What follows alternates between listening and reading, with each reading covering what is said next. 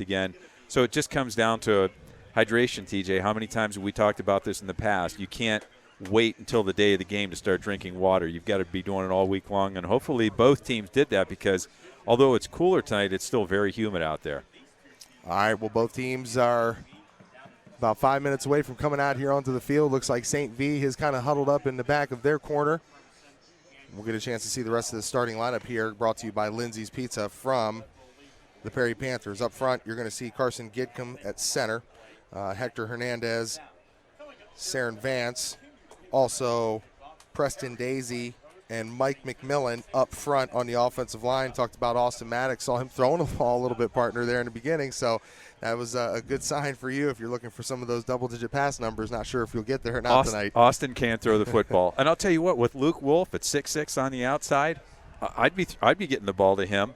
And I think that when, Perry's going to be successful, where St. V is probably deficient is that there's those little seams that are in that defense that they have, those 5- and 10-yard pass plays that they have, if they get it there. But, TJ, you have to do that when it's not 3rd and 10 or 3rd and 15. You got to set those things up with the passing game.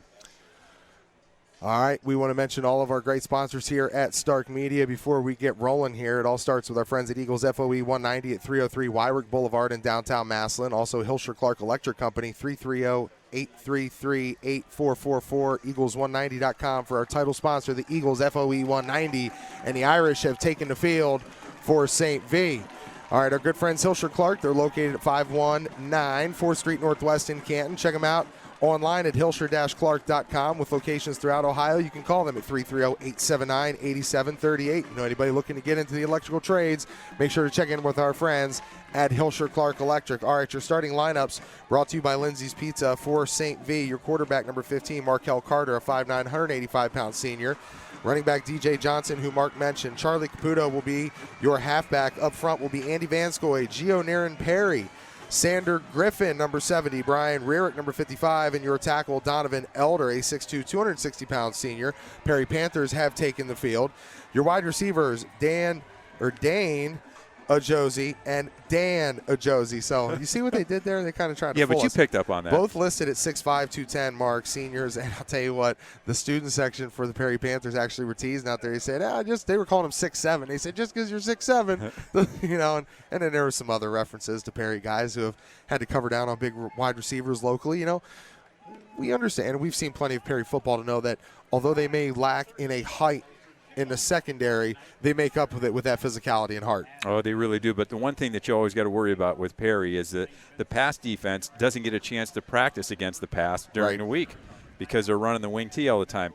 That's a blessing and a curse because the team that they're going to play against, St. V won't see the wing tee again. No. All right, we're going to get ready to take it down onto the field for the playing of our national anthem by the Perry Marching Band. As we have a moment to say that, we want to thank our good friends at Leathernecks Nation MC, the Sam Center, serving area military in downtown Massillon. Make sure to check them out. They donate over 6,000 pounds of food to veteran families in need on every first and third Friday of the month. And also check out Save22.vet, a great group of people down in the Carrollton area led by Marines that are giving back for over 22 veterans who commit suicide every day. So make sure to get behind them. Save22.vet, the Sam Center, and Leathernecks Nation MC. Let's take it down to the field for the playing of our national anthem. All right, great job down on the field by the Perry Panther Marching Band, paying homage to our country, and we pay homage to all of our sponsors here at the Stark Media Team YouTube channel. Pre-game show tonight sponsored by our friends at McNeil & Sons Tree Service. Contact them at 330-606-1126. Your starting lineups we just brought to you, courtesy of our friends at Lindsay's Pizza. Your scoreboard updates tonight will be brought to you by LPL Financial. Your red zone updates, H&H Truck Parts. C.H. Vallis & Associates, Apex Surgical brings you your injury update throughout the evening. Your Miracle Motors 42 and Hilscher Clark Electric Player of the Game will be coming up following this contest. And also our good friends over at Simon Says Promotions and Spirit of Stark. All right, a lot of great ball games going on around the area tonight, Mark. We know we've got a crew over there at Washington High School, Massillon, hosting Glen Oak. How do you see that thing falling? I hate to say bad things about your Golden Eagles, but I think it's going to be tough for them. They're going to have their wings out, but this Massillon team is absolutely loaded. I talked to J.P. Simon for a little bit, and he told me he thinks this is the best team they've had in the last 25 years. Did I just catch that? You said they'll have their wings out? Yeah. Okay. The Golden Eagles will have their wings out. I like that. We're going to have a crew over there as Mayfield Wildcats come in to take on Jackson. How do you see those faring out? Also, Hudson will be traveling to Hoover.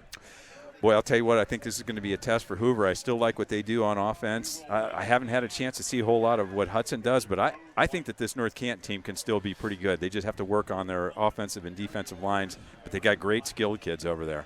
All right, here it is. St. V 1-0 taking on Perry 1-0, and it's Jacob Denny, the junior, getting ready to kick off for the St. Vincent St. Mary Irish. And here we go. We're underway here in the PTO. Perry Ivonic looking for the return, fumbles it at the 13, gets it at the 10, and there he goes out across the 25, still cooking out to the 31-year-old.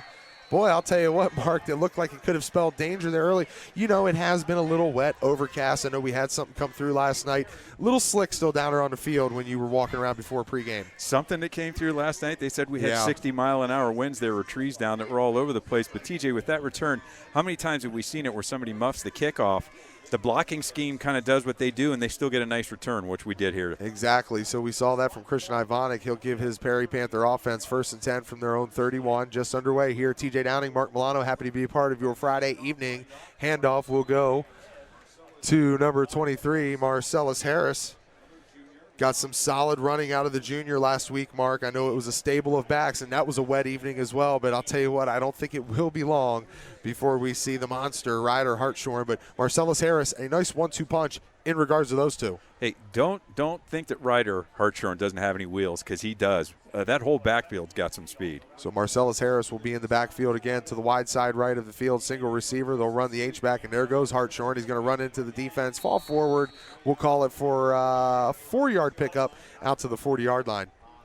TJ, in talking to him last week, we were talking about lifting weights, and you know how much I like to get in the weight room. He has a 525 bench press. Unbelievable. I had a chance to meet his father 2 weekends ago. I know of his brother, Dalton Hartshorn. Family had been down in the Minerva area for a long time, have moved up here. Obviously, Ryder having some success on the wrestling team, but I mean, the guy is a weight room junkie. He doesn't stop all day long. So here we go, Panthers 3rd and 2, giving it to Hartshorn. He's going to fall forward and pick up the first down. And as kind of what we saw last week, Mark, not really enough in the backside of the Central Catholic Crusaders to be able to bow up once Ryder Hartshorn crossed the line of scrimmage. Here we see St. Vincent St. Mary doing that, but still Hartshorn falling forward for 3-4 yards a clip. Anytime you got that kind of strength, that's going to wind up happening. What's going to be interesting here is when does Perry decide they're going to throw the football? Because you look at what St. V's doing on defense, they're starting to cheat up on that line of scrimmage. They're almost cover zero. They are cover zero. Well, not now. Here we go, 1st and 10 from their own 42-yard line for the Panthers. Maddox, he's going to spin out, and it'll be blocked. Big defensive end that we talked about in the pregame show, Ajosi. That's Dan Ajosi. You'll hear them both called, Dan and Dane, wearing number 5 and number 2. That time it was number 2, Mark. All 6'5", 210 of them. Those hands are going to be an issue for the Perry Panther tackles to get down tonight. TJ, I think that you told me that when you had those big defensive ends like that and they'd get up in the air, where were your hands going? Right into their chest, right? Yes. Trying to knock the wind out of them and make them think twice about getting up in the air. Yes. We have tactics. We have measures, calculated measures for that. Maddox, he's going to hand off. It's going to be to number 2, the young man, Roy Simmons, who picks up a nice chunk of yards. I don't know if it'll be enough to cross the line to gain, which is set at the Irish 47-yard line. I think they're going to stop him. Oh, nope, they're going to say he got the nose of the ball inside of the 47. So 1st and 10 coming up off the carry for the sophomore, Roy Simmons. And the Panthers now into Irish territory. Scoreless ball game just underway here in the first quarter. 9:42 on the clock. Ivonic gets a carry this time, follows the big offensive line, and he'll fall forward for a 3-yard pickup, bring up a 2nd and 7 as number 51, Logan Henderson, checks into the ball game on defense. TJ, you had a chance to play against the wing tee back in the day, and I know that you played some defense too. What's the key to try to stopping that? Makai Madison is going to check out for the Irish as Henderson comes in. I'd say the key, and I think it's cliche, but you hear a lot of people say, Play your assignment. Play your assignment. If you try and do anything too tricky or make a play, you're going to open up a gap, and that's really where the wing tee can bust one loose on you. I'll give you a couple stories about that throughout the evening. They fooled us. Wakefield fooled us plenty of times. Here goes Hartshorn. He's not fooling the defense, not like last week. He's still, again, no mark, as he reached for the line of scrimmage, which is set, we'll call it the 43-yard line of the Irish. He stretches for it and just still falls forward. It looks like it's going to be a tackle for loss, but there's just so much strong human being there to take down. He's well over a 700-pound squatter, too. You put that kind of upper body strength and lower body strength together with good speed, you don't want – if those defensive backs don't want any part of him. 3rd down and 6 coming up here now for the Perry Panthers. Irish have got the box stacked. Maddox is going to roll out right. He's going to keep it. Looking for real estate. He's got it. He's all the way inside of the 30-yard line. They'll stop him right there at the 30, and that's enough on 3rd down to pick it up. Chain mover for the offense off the back of the quarterback, Austin Maddox. Right there, partner, are the certain things about a wing tee. If you're playing your assignment, not focusing on the quarterback, he gets away from you, finds a crease, and you really think that you have everything else covered, there's always one more thing that you have to worry about with the wing tee, and Austin Maddox showed you why right there. With his feet, picks it up, 8 minutes to go here in the first quarter. Turn, handoff to Marcellus Harris. He's got some room to run. He's going to pick up a big chunk inside the 20, inside of the H&H Truck Parts red zone, so that'll be another 1st and 10 for the Perry Panthers as they're going to be spotted up at the 18-yard line of the Irish. A couple of the Irish players are already pointing at each other, trying to tell us, hey, you're in the wrong spot. When you start confusing a defense, that's bad, and that's exactly what that wing tee does. And really bad when it happens on the first possession of the ball game. That could be a long evening. Right. So we will see what happens here if the Irish are able to get things figured out. Thus far, the Panthers have driven from their own 31 to get inside of the red zone. Marcellus Harris with another carry inside the 10. Check that. He'll be stopped just shy of the 10. They'll give it to him. 10-yard line. And that will be, partner, I believe, just 2 yards shy of the 1st down marker. So 2nd and 2 coming up. 7 minutes to go here in the first quarter. Scoreless ball game. Your first LPL financial scoreboard update. Massillon Tigers leading Glen Oaks 7-0. Over at Paul Brown Tiger Stadium. Shout out to Jim Bostic and Tim Budd bringing you action on that one.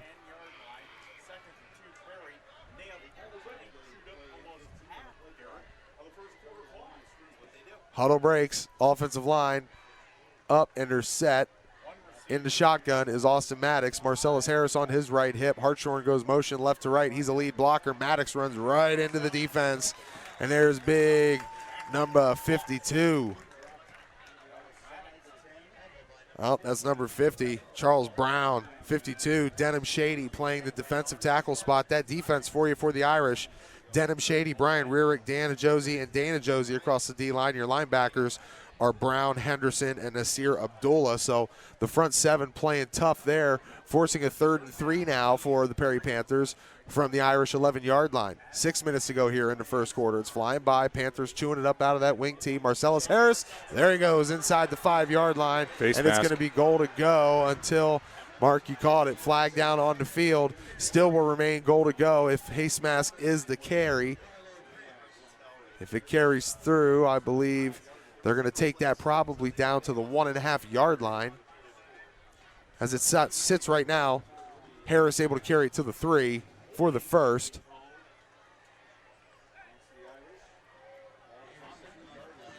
Okay, so they give him the extra yard. They'll spot it at the 2-yard line. Goal to go. 1st down for the Perry Panthers.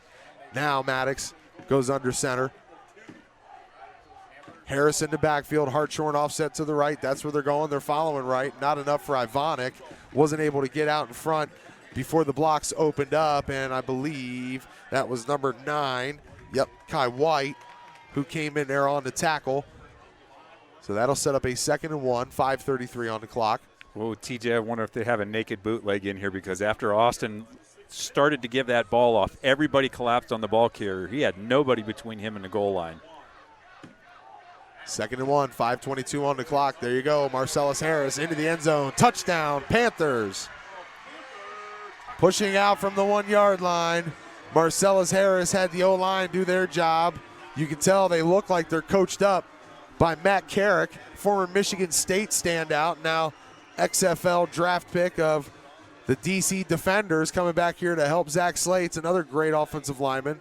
So they're happy with the push up front. And the Perry Panther faithful will be happy with the 6-0 lead ahead of the extra point attempt for Brock Huggins. Flag comes out, ball was up, it was good, but I think we will have a re-kick. Offsides call. So 5:17. Clock is stopped here in the first quarter after the Marcellus Harris 1-yard TD dive. Huggins on for the attempt. Again. They jumped again. Jeez. Oof. Well, you can tell, Mark, one thing you mentioned was the defense already starting to point fingers at each other. How gassed do you get when you just gave up, a 69-yard, just kind of run it down your throat? It's demoralizing. I don't believe. It really is. I don't believe they even had a pass attempt on that. They had one pass. They had one pass play, got knocked down. That one pass attempt got batted down. So, that's a steady run diet that was able to come through right down the hill on you. You mentioned it, demoralizing. That will hit you hard. All right, extra point attempt now is up, and it is good. So a 7-0 lead for the Perry Panthers over Akron St. Vincent St. Mary. And we'll step aside and take a break. You're listening to High School Football right here on the Stark Media Team YouTube channel. Back here inside of Wakefield Stadium, TJ Downing, Mark Milano, happy to be rolling alongside you here on this Friday evening, week 2 of Ohio High School Football, right here on the Stark Media Team YouTube channel, presented by Hilscher Clark Electric Company and Eagles FOE 190. 7-0 lead, Mark, for the Perry Panthers over St. Vincent St. Mary, and the first time we're going to get a chance to see Markel Carter. We're going to get a chance to find out who's going to impose their will on the other. We're going to see what St. V does here. I'm telling you, Perry knows how to stop the run. The question is, how much is St. V going to throw the football here tonight? Like you said, they've got their starting quarterback back here this evening. They are a different offense with him in there. Sound like Tony Romo. T. Owens, I got my quarterback back. Here we go. 5:17 on the clock here in the first quarter. Going right to left on your radio dial are the Irish. Markel Carter winding up, chucking downfield and over the outstretched hands. He had him. Of his receiver. That was Kai White. All right, your receivers, as we talked about, Dana Josie, Kai White, 5'11", 170-pound senior. All three of those guys seniors. Up front, the big fellas, Andy Vanskoy, Gio Neri, Perrin, Xander Griffin, Brian Rearick, Donovan Elder, and my good friend, Andy Vanskoy, Trench Life warrior. Got a chance to work with old Vanskoy a couple times. 6 foot, 255-pound senior. Seniors and juniors across this offensive line. Mark, we'll talk about the run game after this play. 2nd and 10. Coming up for the Irish, twins right, twins left, tailback Johnson on the left hip. He's going to get the carry. We'll see what he does. Stretched out by the defense, and there's Ivonic dropping him at the line of scrimmage to set up a 3rd and 10. And, Mark, when we talk about DJ Johnson, what he's able to do, Charlie Caputo going to be more of an H-back kind of blocking type, although they really have kind of gone away from that. We'll kind of go down in the tight end spot. But, when you think about a Perry defense and what they see every day in practice, you think they're heavily stout to stop the run. Right, absolutely. And I'll tell you what, DJ Johnson is not afraid to run between the tackles. He's got a great burst and he's got good speed. They're going to be hard. It's going to be hard pressed to hold him in check all night long. 3rd and 10 now. Single receiver short side right is a Josie, trips to the left, wide side, single back to the right. He stays in the block, and here goes Carter. He's going to run, press it. He's going to take off, and he's swooped down by number 22, Connor Shepard. And as Mark mentioned, he will get the flag for it. So would have put the Irish into a tough 4th down situation, but they may have bailed him out there, partner.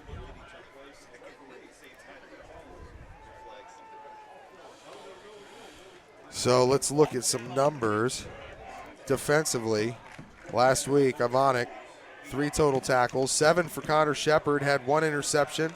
Was able to score a touchdown as well, Mark. You were in the back of the end zone for that one, partner. Kind of a team defense, man. Noah Mays had 8 tackles, 4 tackles for Mike McMillan, 3 tackles for Landon Ristoff, the wrestler. He's playing down in the trenches, working his hands a little bit. So some activity going on along this Perry defense early in this season. We'll see what they do here, bailing themselves out of giving up a fresh 1st and 10 for the Irish, which are right outside their own 35-yard line, and pushing forward on 1st 10 all the way out for a chain mover to the 49-yard line. So they'll be at their own 49 with a fresh set of downs with 3:57 on the clock here in the first quarter. And St. V's going a little tempo right now. You got to like it, trying to keep Perry gassed, kind of work on him a little bit, pulling guard and tackle to the left. DJ Johnson's going to follow him, but he's going to run into a brick wall led up front by number 22, Connor Shepard. And, man, Mark, is there a lot to love about the sophomore linebacker?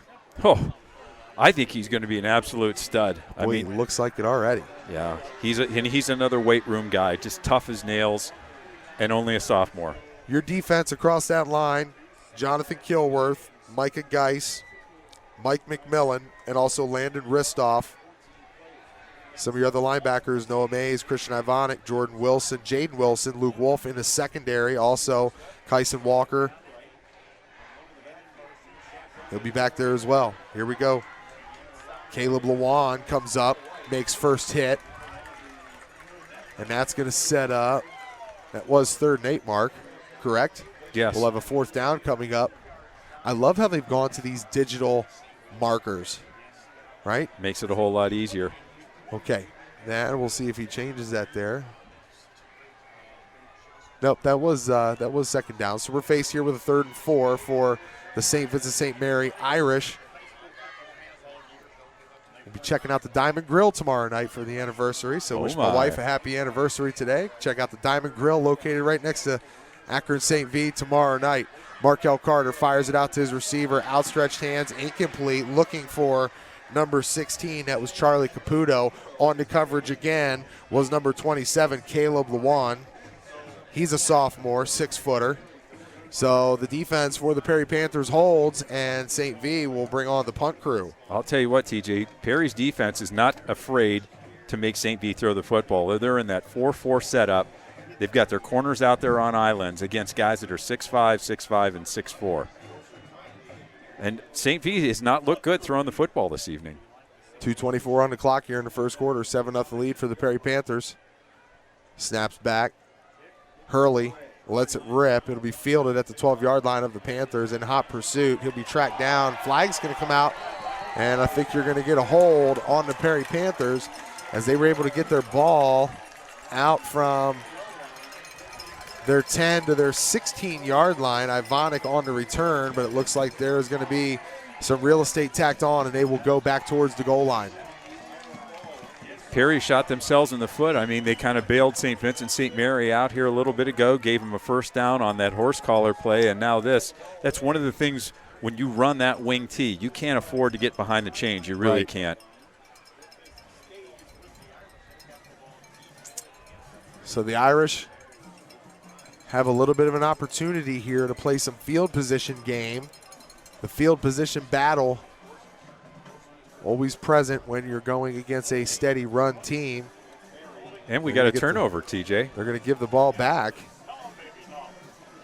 Well, I did not see the fumble on the play, partner, so apologies by me. That one got by me. 2:13 on the clock, and boy, did I talk about bailing out somebody. This is a super bailout right here. This is 2020. The bailouts have arrived. St. V, DJ Johnson, there he goes, making 3-4 of the Perry Panthers miss as he gets his way inside the 10-yard line down to the 8. Inside the H&H Truck Parts red zone are the Irish off the back of DJ Johnson. Nice shifty running there, partner. Love his patience. Feet are always moving, heads up, looking for that hole. He's a very good running back, and he's got a nice offensive line to run behind. 1:50 on the clock. It starts to roll here in the first quarter. 7-0 lead for the Perry Panthers. 2nd and 2 coming up for the Irish from the 8-yard line of the Panthers. 7 guys in the box for the Panthers, and it looks like the offensive line got started a little too early for the Irish. So exactly when you put Perry in a position that you want him to, Mark, opportunity to pick up a first down, be goal to go, get into the end zone, you march yourself 5 yards back. So certain mistakes that you don't want to see in week 2, you know. You can get them out in training camp, maybe see one in week 1, but time to wrap that stuff up and play ball, and can't hurt yourself in the red zone. It is week 2, like you said, though. Some people say the greatest jump is from week 1 to week 2. We'll see if it happens here for either of these teams. Right now it's the Panthers. Markel Carter hands off to his running back, DJ Johnson, who is brought down by the big fella, number 52, Carson Gitcomb. Also coming up off the bottom of the pile, looking to be number 63, Jonathan Kilworth. There's no question who's going to get the ball in that backfield. No doubt about it. And I believe, as we've talked, we see a little bit of a spat on the ankles of Markel Carter. I know he was a little bit banged up last week, so we'll see what type of resistance he's able to put up as he feels the pressure from the Perry defense tonight. There he goes. He's going to take it. He's going to find his way towards the end zone before being upended by number 15, Van Riordan. Forgot to mention him on our Lindsay's Pizza starting lineup. The junior defensive back, 5'7", Van Riordan. Called his name quite a few times last week. Called it here as he stops the Irish at the Perry 2-yard line. First and goal. First and goal as we approach 30 seconds remaining here in the first quarter. 20 seconds on the play clock. So okay, down here it's low man wins, TJ, on that defensive line. Not sure why they stopped the game clock there for a second, but they got a couple seconds back. Should be the last play of the quarter. Here goes Markel Carter. Hands off DJ Johnson. Falls into the end zone. Touchdown, Irish. 7-6 ball game here at Keith Wakefield Stadium. You got to think that Zach Slates is telling these guys right now, look, that drive should have been over a long time ago without that horse collar play. Then we turn it over down here. Those are the things that you hate to see. And really, that fumble had nothing to do with any weather conditions tonight. Ryan Hurley's, Rylan, I knew I'd get that one. His father, Ryan Hurley, longtime wrestling coach and state champion wrestler for the Irish. I just keep thinking of Bobby Hurley from Duke when you say that name. Right. I'm a basketball guy. What can I say? Rylan Hurley, not only does he star in wrestling, but also stars on the baseball field. One of the top centers in the state of Ohio. He'll be the holder for number 83, Jacob Denny. Ball's up, and it looks to be no good. Whoa. So that could come back to haunt the Irish, Mark Milano, as the score will stay 7-6. Panther lead. We say it all the time. When is that going to come back to haunt them? And I'll go back to Coach John Madden. He said this a long time ago. He goes, you get great momentum off of a touchdown. He goes, but if you miss the PAT, you lose a lot of that momentum that you had gained there. And so Perry's got to feel good right now, still being up 7-6. All right, your LPL financial scoreboard update. Member, contact Manuel Patterson at 330-244-9779 to grow your wealth. 7-0 lead in the first quarter for Avon over McKinley. I know that it was Mark. It was hard to think how much you could take away from Massillon drubbing on Avon, like 49-0 in the first scrimmage. But now, as you work through training camp scrimmage, we know that Avon is well coached, and they're going to have a great team. I know that coming down to McKinley and taking care of business is obviously a priority for Coach Mike Elder. Yeah, I think that this is a great test for this McKinley team. I think that they looked good last week against Warren, which is not bad. And boy, I'll tell you what, that new stadium, well, I shouldn't say new, the renovated stadium up at Warren is fantastic. This McKinley team can be pretty good. We've always said back in the day, if you're going to beat McKinley, you better beat them early, because as the season goes on, those kids that are really athletic start to pick up on the finer points of the game. Denny gets ready to take off and put his foot into it. He does. It'll be a little pop shot, and we will have. Looks like somebody was offsides, or we had a false start on the kicking team. St. V has made some mistakes here this evening. Early. You can see it. Yeah, I mean, being offsides on a kickoff. Hurting yourself down there in the end zone. I mean, obviously it didn't help you inside, or it didn't hurt you inside of the red zone. Well, and the way that they've been kicking the ball, too, because they were kind of squib kicking, it'll be interesting to see what they try to do here. But I can tell you right now, Coach Rose would be telling those guys, dudes, we're going to run this week until I get tired. And Coach Rose didn't get tired very often. Oh, no, he did not.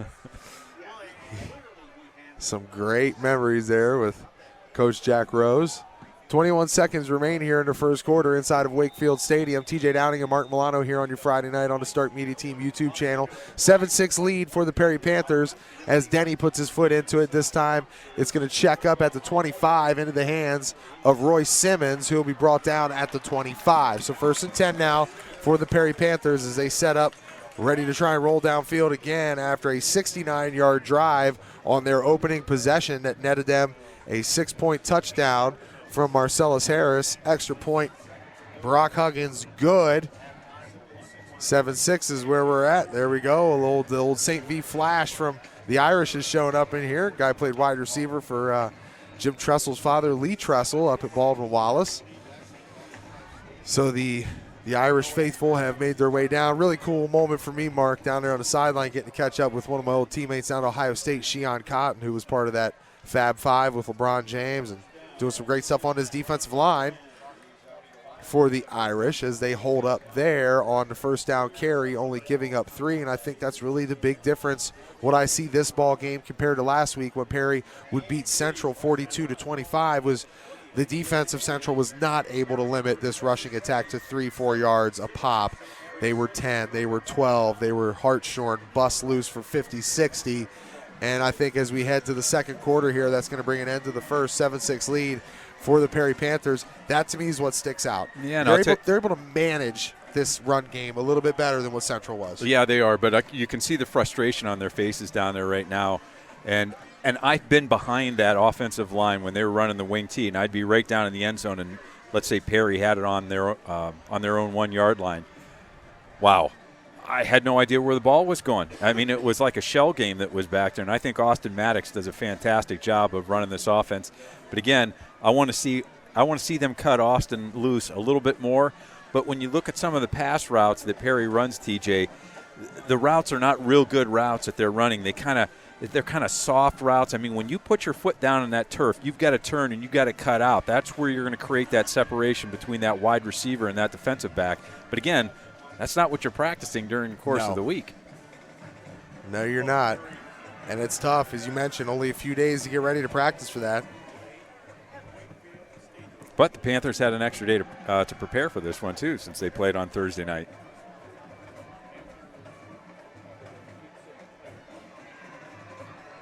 Yeah, you can't fault them from what they're doing. This is their bread and butter, and until such time that St. V defense stops that running attack, keep doing it.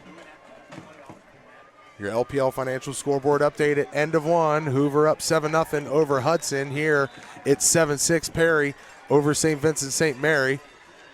As we see the Irish able to get another stop as Perry was 2nd and 8. They are now going to be 3rd and 11 from their own 29 mark. So this drive, check that, not 29, we will call that the 26-yard line of Perry. This drive not starting out the way the Panthers and Zach Slates would want it to. No, and it looks like St. V may have made a little bit of an adjustment. If you watched them there, the guys just kind of held their position and just waited. And I think that was the reason that they were able to stop that play. 11:19 as the clock rolls. 3rd and 11 coming up for the Panthers. Some shifting across the defensive line for St. Vincent St. Mary. Maddox is going to roll out to the left. He's going to keep it. He's going to be ripped down by Dana Josie. Mr. 6'5" coming off the edge, not having anything from that Perry outside rush attack with quarterback Austin Maddox. Going to set up a 4th and 12 now from their own 23-yard line, and Brock Huggins will have to come out to punt the ball away. Yeah, and TJ, on that play, I mean, you're running to the short side of the field, too. Wouldn't you want to try to run to the wide side of the field, stretch things out a little bit more? I mean, as an offensive lineman, I'm saying right now. Yeah, I would. You know, I mean, you want to kind of you get a feel early in a ball game of what side of the defense is going to be a little softer than not, you know, but 2-6-5 guys collapsing it down, that presents a big issue that the Perry Panthers are going to have to figure out here now. Punt from Huggins is going to go back into St. V territory, get a Perry bounce, and then checks up at the 42-yard line where Markel Carter will come back out with his offense. Finishing off was DJ Johnson on the last series. He dove into the end zone for a touchdown. Extra point from Jacob Denny was no good. So we have a 1-point ball game here on the campus of Perry High School. Big shout out to our friends at C.H. Vallis and Associates. Check them out in North Canton at 1302 South Main Street, or check them out online at chvallisinsurance.com. Miracle Motors 42. Check out Dave Hodgson at 234-237-5644. You can check out his inventory at miraclemotors42.com. And always our good friends at Eagles FOE 190 and Hilscher Clark Electric Company, making these broadcasts possible on the Stark Media Team YouTube channel. 10:17 on the clock in the second quarter, 1st and 10 from their own 41. There goes DJ Johnson stuttering around trying to find a lane, but again, super soft. Connor Shepard already flexing his muscle early on in this season, early on in this game, and right there on the stop, no pickup for the Irish. And that was gang tackling. There was 4 Perry players there. A 5th one was just standing on the outside of that. So Shepard, Ivonic, You'll see 18, Noah Mays, all play down there in the box behind those 4 defensive linemen of Geis, Clintworth, Millen, Ristoff. Markel Carter going to follow his receiver, dumps it off to Capone. He's going to get to the 45, get out to the 46, where he takes a shot from Christian Ivonic, who drops him dead in his tracks. Going to bring up a 3rd down situation for the Irish. I think Christian might have gotten the wrong end of that train. Boy, that was a choo-choo right there, man. They loaded up, and he gave him everything he had. He wasn't going to allow him to get another foot. He wasn't going to even get another inch. He stopped him in his tracks, but he took a load of punishment right there, as the clock is going to be under 9 minutes to go here in the first half. After the end of this play, 3rd and 6. We'll call it 3rd and 5 from the Irish 46-yard line ahead for Markel. Tries to get the offense or check that defense of Perry to jump off sides. He does. Looks like it's going to be number 63, John Clintworth, who gets it. So crossing over into that neutral zone. Going to get a free 5 yards, and that'll be a first down pickup for the St. Vincent St. Mary Irish. No, I think they marked him short. They're still showing Wow, 3rd boy. down here. It was close. They changed it on the board up there. They got me, so they are going to call it 3rd and just an inch. So Van Scoy leading the crew up front. Center for the Irish. He'll come up over the ball. Markel Carter going to go under center. And the officials are going to take a moment here to try and get things figured out. I thought that was going to be a first down with that penalty that they had for sure. And then the young man that was down there that was running the chains and the sticks, he just stopped about an inch shy. So it'll stop the clock with 8:41 to go. Other games going on around the area tonight. Massillon hosting Glen Oak. See, now they're going to bring out the spot to check and see if it actually is a 1st and 10 or if we're going to stay 3rd and an inch. Other great games going on around the area, partner. We know that Massillon, last told on the LPL Financial Scoreboard, was up 7-0 over Glen Oak. Also, Hudson trailing North Canton at Memorial Stadium. Is the wife out there tonight? She is out there tonight. And I just want you to know my 91-year-old mother is listening this evening, told me, Mark, she goes, North Canton's going to beat Hudson. And I said, okay, Mom, you made the prediction. There you go. There it is. Thanks, Mom. She's usually pretty good, TJ. It's scary. Also, Jackson looking to get off of a loss last week to Menor. They're going to take on Mayfield, who beat Shaw 58-0. How about this stat for you, partner? They beat Shaw, Mayfield did, 58-0, and only gained 187 yards of offense. Wow. 3 defensive touchdowns, a punt return for a touchdown, and Markel Carter is going to fall forward now for the official first down. He'll get it down to the 48-yard line of the Perry Panthers, where the officials will spot it and set up 1st and 10, St. V. You know, TJ, that's a play where, as short as that was, I think I might have taken a shot down the field. Yeah, yep. And I know that you like to stretch the ball down the field. In fact, there's still some people down at Sandy Valley that saw you throwing some passes to me when we were down there before, and they said, we didn't know 72 could wing it. We'll find out next week. We'll be there. We'll be at Canton South. As Canton South travels down to Sandy Valley, we'll be there in-house with our guy Garth Evans, Dave Fisher, all the great ones, Brian Gamble down at Sandy Valley. Appreciate you guys. Look forward to spending a Friday night with you next week. Tonight it's all Perry Panther PTO action here inside of Keith Wakefield Stadium. TJ Downing and Mark Milano bringing you the action as we've hit the 8-minute mark in the second quarter. 7-6 lead for the Perry Panthers as Caputo checks in on the offense. And that will be big number 30. We got big number 33, Charles Reddick, halfback, 5'8". Looks like all of about 230 trotting off that field. Under 7:45 to go here in the first half. Markel Carter letting it roll, facing a 2nd and 7. And the Irish are going to burn a timeout, so we'll keep it here, Mark. We know there's also some college football getting ready to start up this next coming week. Walsh University, they're going to open up on campus Thursday night with West Liberty. I know that a lot of people are getting excited about seeing Mount Union football return. I know that they're going to be highly ranked. And then September 2nd, 2:30 in the afternoon, you've got the Ohio State Buckeyes going to open up with a Big Ten opponent, Indiana.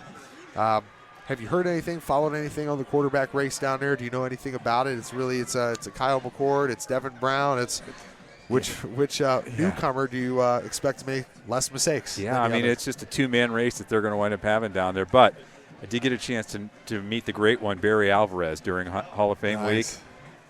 Oh, what a great conversation I had with him, TJ, about the expansion of the Big Ten, NIL money.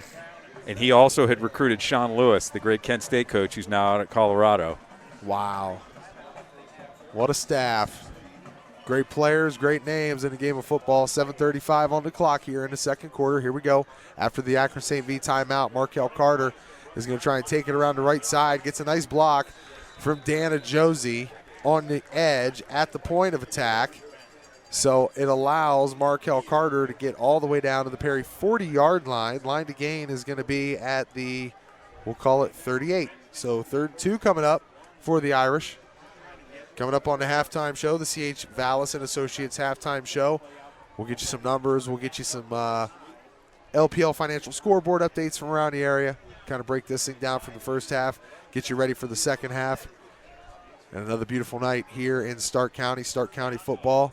Nothing quite like it. DJ Johnson gets the handoff, runs right into the heart of the defense, and he will fall forward with enough for the first down. So he makes it to the 36.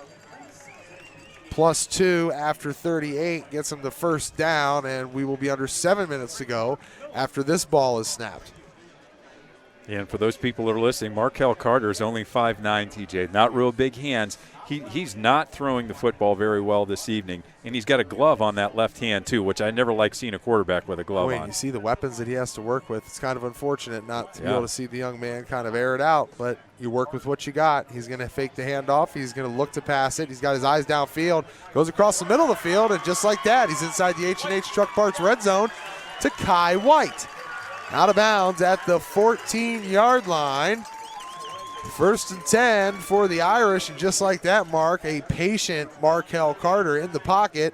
Takes his time, doesn't get nervous, felt a little bit of heat, stepped up, and found his receiver coming across the middle. Yeah, give his offensive line a lot of credit there for giving him that time, because that was a long crossing route to get him all the way across the field. Perry's got all their timeouts remaining, 2 for St. V, 6:49 on the clock, 7-6 lead for the Perry Panthers. Handoff, DJ Johnson cuts over left guard, and he'll be rattled down from behind. That's number 52 in there on the tackle, Carson Gitcom. This game's moving so quickly. 6:33 left already in the second quarter. Not a whole lot of stoppage throughout. You better call Lindsay so they can get that pizza here before the game's over. Oh, he already knows. That call was made this morning. That's called early reservation, partner. John will always take care of us. Shout out to Lindsay's Pizza, 477-3800 or lindsayspizza.com. 6 minutes to go in the second quarter. First half winding down.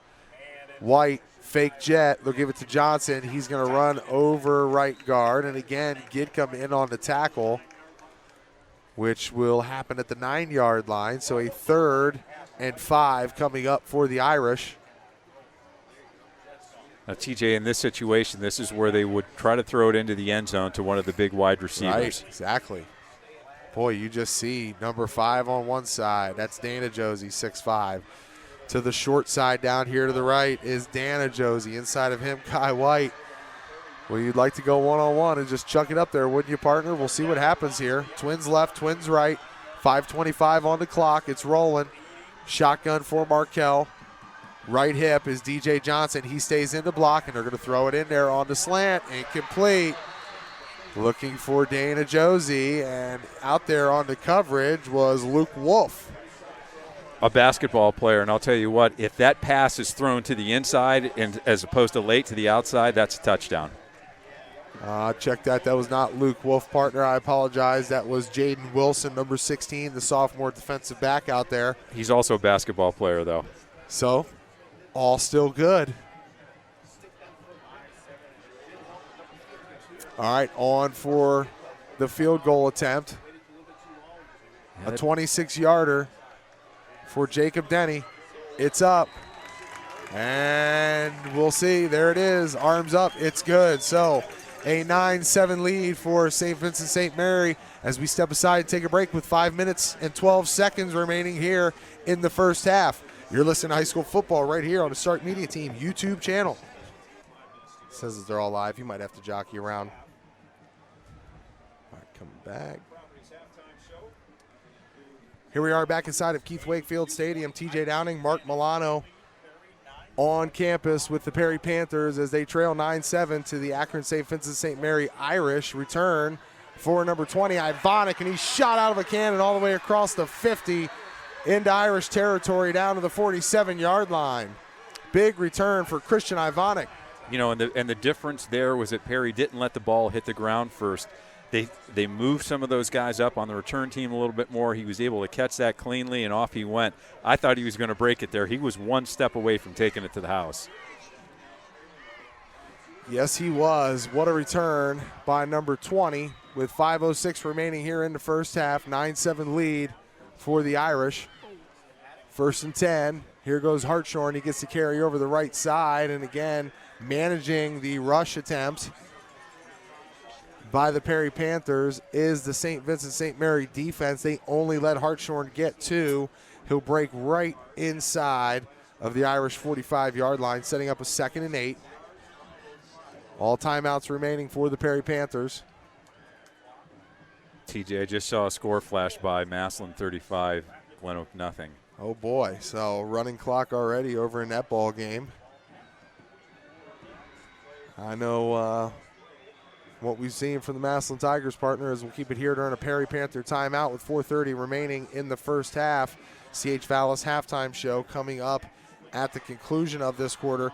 We know how good the Massillon Tigers are. You know, we had a chance to hear some updates from last week in that Northeast Ohio versus America showcase. They were able to withstand the early onslaught of Valdosta, the all-time winningest program in the country. It went out 14-0, and then the Tigers just kind of fell into their rhythm. A lot of Dorian Pringle, a lot of DeJuan Owens kind of settling in himself after transferring down from Copley, getting behind a new offensive line. And, you know, the albeit had a chance to see the Hoban Knights over the weekend, and anybody inside of Division II, if you want to compete with the Knights, you're going to have to play the perfect game. You can't have any flags. You have to have, you know, you can't drop the easy completions. You can't miss on anything. But the Massillon Tigers have maybe one of the best teams that they've had in the last 10 years, and that's saying a lot, partner. We've covered them exclusively for at least the last 8 and seen some pretty good ones. Yeah, I think the big difference in this team is DeJuan Owens. So we will see what the quarterback does over there. He's putting it on the Golden Eagles here tonight, and the Panthers, they're just trying to get back in the deal here against the Irish, trailing 9-7 in a big run. What a run. I believe that was Ivonic. He was chugging along, looked like it was going to be another tackle for loss, and that looked a la Hartshorn last week. That is Ivonic on the carry. He's going to come off the field. You know, Mark, looks like he himself kind of has a little bit of a wrap on his left ankle, but he's kind of a war daddy, you know, plays the linebacker spot, takes some carries here and there when he has to. Just took that kickoff all the way back to the 48-yard line. So doing some good things, picking up a 1st and 10 for the offense, going to put the Panthers at the Irish 34-yard line. 4 minutes remaining here in the first half. Harris in the backfield. Maddox under center, turns, hands off to Harris. He's going to go over right guard, and he'll pick up, we'll call it, 2 before being brought down, setting up a 2nd and 8. And TJ, St. V has changed that defense. When I watched them last week, they were 4-2, 4-2, 4-2 all night long. Now look at them. Now they're 4-3. They've cheated that linebacker over. They really want to try to take away that run. Clock's still going to roll. We mentioned 2 timeouts apiece for both St. V and Perry as Maddox comes back into the huddle. Shout out to Apex Surgical, H&H Truck Parts, Lindsay's Pizza, McNeil & Sons Tree Service, Spirit of Stark, and Simon Says Promotions. Bringing you these productions tonight on the Stark Media Team YouTube channel. There goes Hartshorn again, bottled up, going over the left side of the offense. Nothing cooking. Boy, if last week tells you anything, partner, and when you talk about scouting and preparing for somebody, the Irish have made certain that they were not going to let Ryder Hartshorn beat them, especially right here in this first half. And it's 3rd down for him right now, 3rd and 10. So this is where, again, the St. V defense was susceptible. It was that little pass that was maybe 5-6 yards off the line of scrimmage. Guys just cutting over. There's openings that they have there, and then you just have to gain a couple of yards after the catch. 3rd and 10 from their 34-yard line. Check that from the St. V 34-yard line. 2:35 remaining, trailing by 2. Maddox has shotgun. He'll have twins right, twins left. Hartshorn stays into block, and he's firing it deep, looking for his receiver. He's got him, and it's incomplete. Oh, my. In and out of the hands of Kyson Walker, the junior, who had the ball in the midst at the 4-yard line, and it goes in and out, incomplete, bringing up a 4th and 10. And you're in that kind of great pass. You're in that kind of no man's land. You talked about it, partner, earlier during the pregame show. Austin Maddox, he can throw the ball. Just got his opportunity right there. You got to catch it if you're the receiver. But right now, as you sit here, it looks like Austin Maddox is going to come back in when you're at the Irish 34-yard line. Kind of hard to kick it. Don't really want to punt it. Getting close to the end of the first half with 2:35. Check that, 2:25. Clock stopped in the second quarter. Panthers are going to go for it. Hartshorn motion left to right. False start on the offense, so that's going to move them back, and not what you want to see. I believe Maddox will go over. He'll talk to Zach Slates. Come back. We'll see if they decide to punt it. Your punter, Brock Huggins. We do know that St. V will get the ball back to start the second half. We'll have our partner back with us next week, Drew Sarakman. He's out for the evening, had a work obligation. I know was going to be stopping by, getting us some updates from McKinley and Avon. Also, our resident reporter on site up there in Hoover, Jamie Fallsnight, bringing us some updates. As we last saw on the LPL Financial Scoreboard, 7-0 lead for the Vikings over Hudson. All right, here we go. 4th down pass back to the other side, incomplete. Looking for, that was Luke Wolf that time, partner. And incomplete, broken up by Kai White. So a turnover on downs will give the ball back with 2 minutes and 19 seconds to St. V. And, partner, it's not horrible field position. You're talking about starting at your 37-yard line. You've got 2 timeouts, plenty of time. I still like the call to go for it on 4th down there, and I think with the way the Perry defense has played here so far, I don't mind giving them the football right there because St. V is going to try to run the football down there, and it's going to be difficult for them to get in there with 2:19 left. Unless they air it out, TJ. We'll see what they do. Markel Carter, shotgun, going left to right on your radio dial, trips left, single receiver, a Josie right. Carter going to look for the screen. He's going to dump it off. He's got DJ Johnson. Johnson's at the 40, at the 45, 50, into Perry territory at the 45. Still going, sidestepping inside the 40, down to the 39-yard line. Check it, 38, and a flag comes in to boot. I think you're going to have another personal foul call with that helmet being ripped off. And a Josie is down on the field. He hops up quick, looks to be his left leg shaken up a little bit. So your Apex Surgical injury update. Dan Josie, he is shaken. He's going to come off the field. We'll wait to see what the flag is. All told, it's still 1st and 10 from the Panther 39-yard line. What a run, partner, and what a way to set that screen up. You know, you saw Markel Carter just wait and wait and wait. First screen of the night, too. Kept losing a little bit of real estate, but was kind of waiting for it to unfold, and all of a sudden there was DJ Johnson. Put it right in the breadbasket. He made a couple guys miss to get an extra 10, 12 yards after contact. We got offsetting penalties. That's going to go back, and that's going to negate a huge pickup all the way down into Panther territory for St. V. With 2:07 on the clock, the Irish are now going to be spotted up at their own 39-yard line, 1st and 10. Leading by 2, 9-7 here on a beautiful night in the PTO. Appreciate everybody rocking alongside. TJ Downing, Mark Milano on our Start Media Team YouTube channel. Trips left, single receiver right, and that's where Markel's going. He will one-hop it, trying to get it into the hands of number 14, DeCarlo Prince, the sophomore 6'2" wide receiver. Well, TJ's an offensive lineman. You know, on those screenplays, what you have to try to do, you really try to sell them on the idea that it's not a screenplay. Well, they held a little bit there. If not for that, they would have had a face mask penalty that they could have tagged on to the end of that with Perry. That could have been a huge play.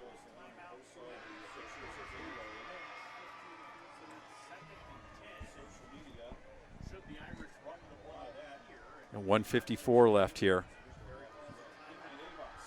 Markel Carter. He's going to be in the shotgun. Johnson goes out into traffic. Cardell's going to take off running. Markel is going to take off running. He picks up 5 We'll call it check it 4 out to his own 42-yard line, bringing up a 3rd down. It was a great job by the Perry defense. They stayed home. They shed that block that was in front of them, and they took down the ball carrier. Not a huge defensive line that they have over here at Perry, but I'll tell you what, those kids are strong.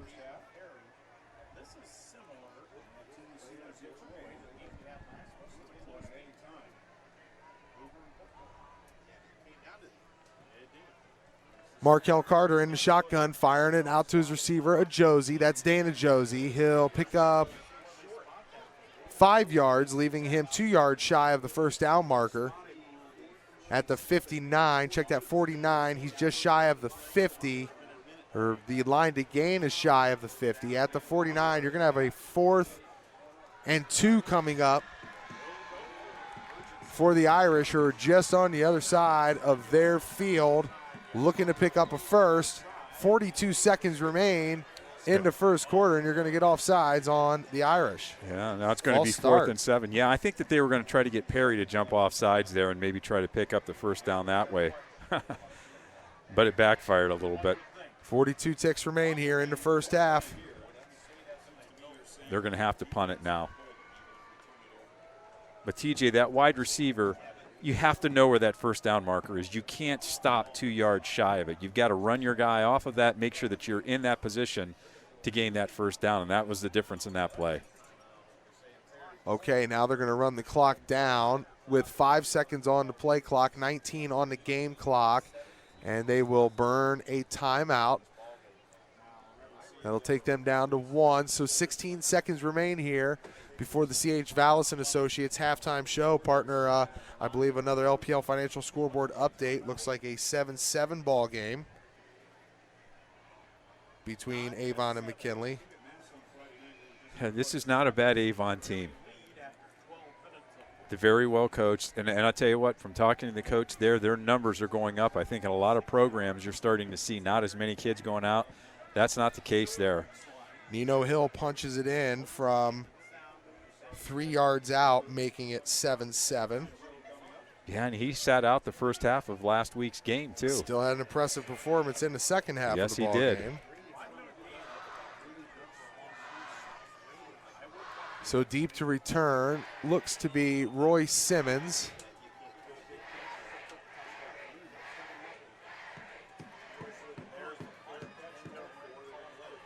Punt will go back into the Perry Panthers 7-yard line.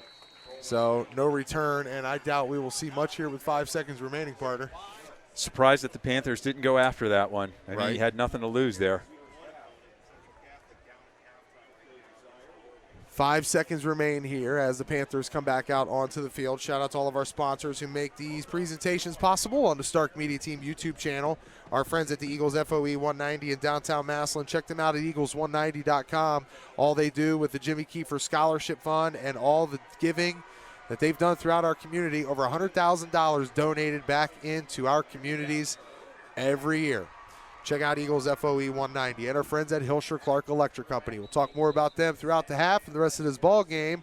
But to the C.H. Vallis & Associates halftime show we go. We're going to step aside and take a break here. It is 9-7, a lead for the Irish over the Panthers. We'll be back with more here on the Stark Media Team YouTube channel.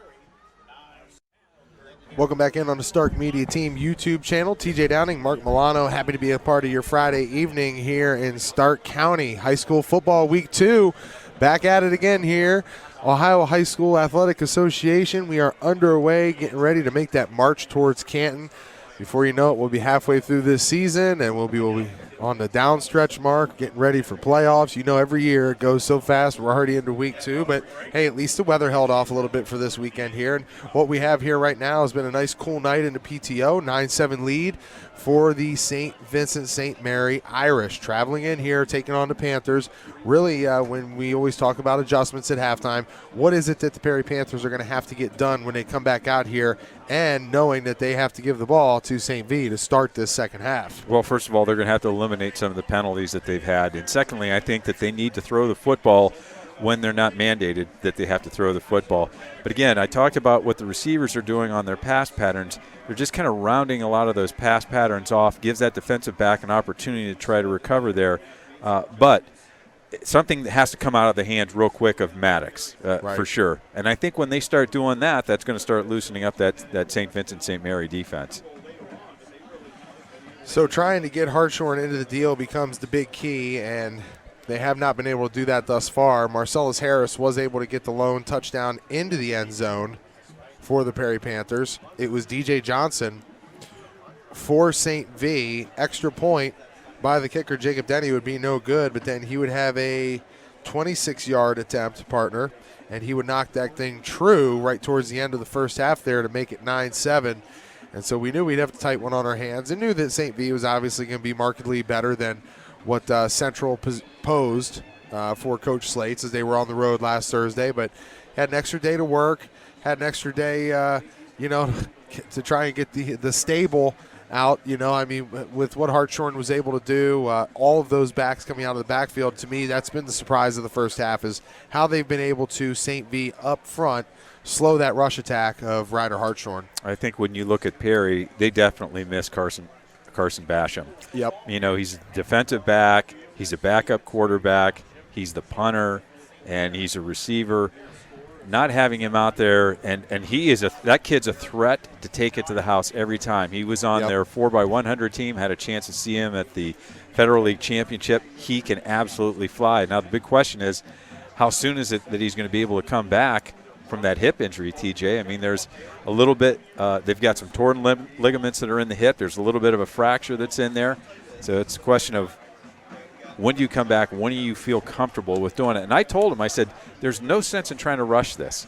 You've got an entire season in front of you here. Right. You don't want to come back right now and try to do that. But he is starting to go through more aggressive physical therapy. He's getting more range of motion that's there with no pain. He said, I'm getting better every day. So I hope that he gets out there because he's a great kid. Yeah, Apex Surgical injury update. We knew that Carson Basham would not be a go. I believe they call that is that a 6 to 8 week type of injury to come back from? I don't know if there is a length that they put on something like that, because it's a little bit different. In talking to Doc Moretta, he said, when older people my age would have that happen, that's normally when you're going to have some serious hip surgery. But he's young. That's not the case there. That socket's still in. That ball's still in the socket right now. Yeah. All right, LPL Financial Scoreboard update for you. Canton South leading Dover 30-22 at the half. Avon on top of McKinley 14-7. It's 24-0 Hudson over Hoover. I apologize, I had that score wrong for you in the beginning first half of action. At the end of the first quarter, thought it was 7-0 Hoover over Hudson. Got the H's confused, partner, but I got the H-O and the H-U going back in the right direction, and it hasn't been the right direction for Coach Baum. I know that, typically when I was playing football in this area, Hudson was more of one of those teams. And again, it's week 2, but you'd schedule them week 1 or week 2 because you felt they were a tune-up. Hudson is no more a tune-up type of ball game. That's a program up there, and I know you see a lot of them through your son, who coaches over at Wadsworth with lacrosse and the tough program that they have there. But that football program, that's not your same easy opening week 1 or 2 matchup that it used to be 20, 25 years ago. Yeah, and one of their best lacrosse players is a tremendous football player for them also. Yeah, they've got some studs over there. Their running back over at Hudson is one of the best for sure in Northeast Ohio. Yeah. The kid's really talented. And they've got size. They're well coached. It's a good school district over there. Last we saw on the LPL Financial Scoreboard, 35-0 lead for Massillon over Glen Oak. And also a 21-14 lead for Northwest over Marlington. So that's a good one going on there. I know we'll get a chance to see some small school action next week. We'll have Northwest Louisville. We'll also have Marlington Manchester. And partner, you and I, Drew, myself, will be down there at Sandy Valley as Canton South comes rolling into town with Poochie Schneider. Going to get a chance to see him for the first time this year. I know he's a fan favorite, does a lot of great things. He's approaching some big numbers, and I know you're excited to get eyes on him. Oh, yeah, and I'll tell you what, Petrov's a great quarterback over at Sandy Valley too. But, when I was looking across these scores that we have right here, the one that really caught my eye, Minerva 21, Crestwood 8. Minerva hasn't won a game, I think, in 4 years. Hoping that they can pull this one off. Well, I believe they had gotten one.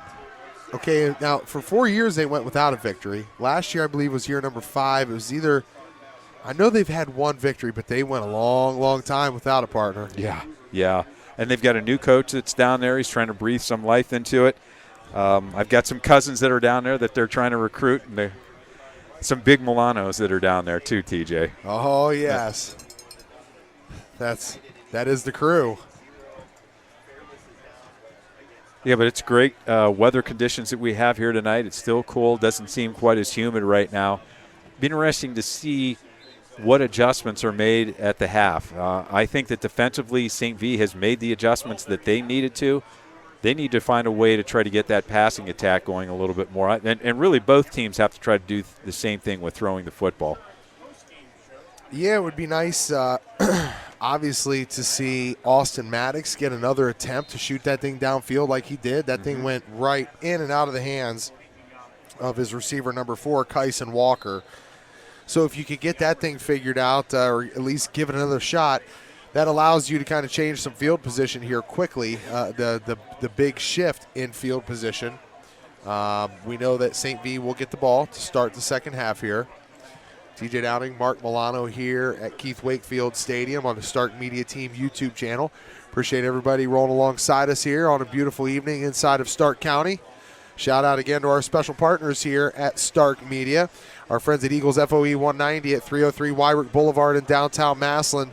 Make sure to go down there and patronize them if you're looking to sign up and become a member of a group that gives over $100,000 a year back into the community in donations.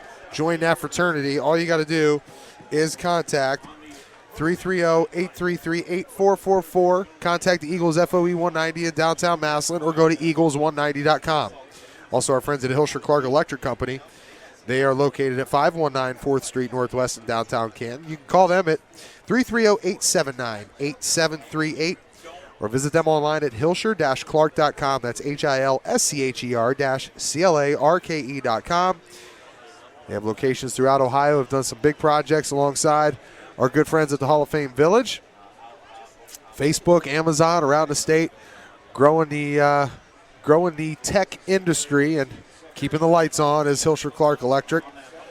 Mark, gotta love those beautiful big lights that are coming here down right from the other side, the home side of the press box. Boy, this field is well lit. Looks like maybe they got our guy Steve Barman got in here and updated those T3 lights. I still come into the stadium thinking that it's going to be a grass field with that gigantic crown in the middle of this thing. That was not fun to play on. Had some good memories here, had some bad memories here. Hopefully the Perry Panther faithful with that student section going crazy over there for Military Appreciation Night. Shout out to all of our military vets around this great nation for your sacrifice, for all you've done, standing in arms with your brothers and sisters and defending our flag and our freedoms. We salute you on Military Appreciation Night. So ball will go out of bounds. It'll start 1st and 10 for the Irish from their own 20-yard line. TJ, I'm impressed with Brock Huggins. That's another kickoff that went into the end zone. And I'll tell you what, you don't worry about trying to kick a 35, 40-yard field goal with him. No, not at all. Strong leg for that young man, Brock Huggins, the junior. Some good kickers and good special teams here for the Perry Panthers over the last couple of years. We'll see if they can move out to 2-0. Both these teams 1-0 coming into this ball game, and we've got 12 minutes on the clock, and we're underway here. There goes DJ Johnson right to the heart of the defense. Carson Gidcombe is right there for the tackle. Also, number 78, Big Mike Millen. Got a chance to see the Millen folk outside the back door here as I went out to try and snack down on a little bit of sausage and some chips, So how was that sausage sandwich? All right, man. Yeah, I couldn't do the whole thing, man. I was trying to do this broadcast justice here in the second half. But I ran into the Millens, had a chance to rap with them a little bit. Max Millen out there cheering on younger brother Mikey Millen. And those that know the Millen family around the PTO know that they've done quite a service in athletics for the Perry Panthers over the years. There's a tackle for loss. We won't call it for loss at the line of scrimmage, but tracking from the backside is Connor Shepard. That was impressive. To chase DJ Johnson down from the backside like that, Connor Shepard's got some wheels. Handoff started left, working outside tackle to the left to the short side field, and Connor Shepard Rode him down, lasso style, pulled him to the ground, tied him up. Here we go, tied him up for a 3rd and 4 from their own, we'll call it 26-yard line. The Irish twins to the right, single receiver left, and that's where Markel Carter's looking over the outstretched hands of Dane Ajosi, and that's hard to do because when you see him out on the field, he looks all of 6'6", 6'7". You like those basketball players were throwing him that 50-50 pass that they had right there, but he was not able to pull that one down. That was a big stop for Perry. They need to put a drive together here because they really haven't done anything since that first touchdown drive that they had. They're going to stop the Irish here in the 3rd quarter with 10:39 on the clock. 9-7 lead for St. V as Ivonic will be set back at his 45-yard line. He's going to field it. Thought he's going to field it. Now he's going to get away from it, and the Irish will down it at the Perry 41-yard line. So here we go. We get a chance to see that Perry offense again. Led up front by the offensive line of Carson Gitcom, Victor Hernandez, Saren Vance, Preston Daisy, and Mike McMillan. We know that we'll see Hartshorn out of the H-back. We've seen a little bit of exclusivity from Marcellus Harris coming out of the tailback position. That's where he'll start. Maddox is going to go under center. And wide out to the right will be Luke Wolf. 1st and 10 for the Perry Panthers. Handoff, jet sweep. Now it's going to come back to Hartshorn and the Irish partner. They are not fooled. That's number 20 in there on the tackle, Makai Madison. And you saw they tried to go one direction with Roy Simmons. They come back with Hartshorn, not fooling St. V. No, they didn't. I'll tell you, I think St. V's made the adjustment that they needed to. Guys weren't taking themselves out of position. They're just kind of maintaining that position on the defensive line, letting the linebackers come in and clean things up. Big loss on 1st down for the Perry Panthers. Going to set them back at their 36. 2nd and 15 coming up. Trailing by 2. Under 10 to go here in the 3rd quarter. Ivonic in motion. He gets the jet sweep going over left tackle. He cuts up full head of steam, gets back across the original line of scrimmage out to the 42-yard line where he's brought down in 3rd, and they'll walk it back to the 41. We'll call it 3rd and long coming up for the Panthers. I've said it once, I'll say it again. You can't get behind the chains when you're running the wing tee. You just can't do that, and that's where they are right now. This pass has to come out of Austin Maddox's hands quickly to somebody running a little slant pattern. They can pick up a 1st down throwing the football. Coach Sistone and his group doing a good job of slowing down this Panther rushing attack. Maddox into shotgun, single receiver right. He's going to fake the handoff to Ivonic. Fires it out over the outstretched hands of number 34. Oh, just missing Dominic Scott. Wide open was Austin Maddox. So the punt crew will come out now with 9:03 remaining here in the 3rd quarter for the Panthers. Like the call. That was just a missed open receive, and he was wide open. He sure was. Oh, Austin will want that one back. When he sees that one on tape, just got to take a little bit off of it, dump it in there, not able to get it done. So here comes the kicker, Brock Huggins, lets one fly, and fair catch signal set at the Irish 21-yard line. And that was number 14 on that call, DeCarlo Prince. Boy, these defenses, TJ, settled in after each possession they first had in the first half or the first quarter. They both scored. We're going, okay. You know, you just kind of – you felt the way it was going there after those possessions that we might see a quicker ball game. It was a quick first half, a lot of rushing, but you thought you'd see more scores on the board. Yeah, you got to wonder, does Perry maybe try to go up tempo themselves? You rarely see that happen. We'll see what Markel Carter and company decide to do. He's going to have DJ Johnson on his right hip. He'll have Ajosi to the short side right, trips wide to the left. He's going to hand off to Johnson, and he's going to be stuffed for a loss. In there, Connor Shepard, also Ivonic coming up off the bottom of the pile as well. Mr. Mike Millen.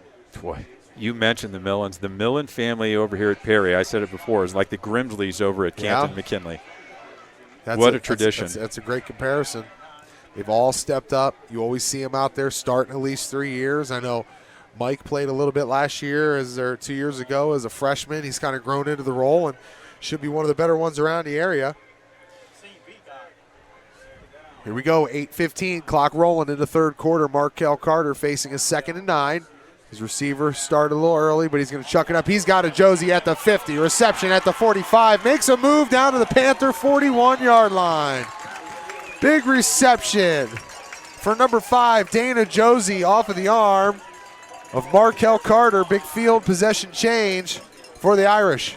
He puts that ball out there a little bit further. That's a touchdown. He had to wait for that pass to get to him. The big change of position on the field, we'll call that a 41-yard reception.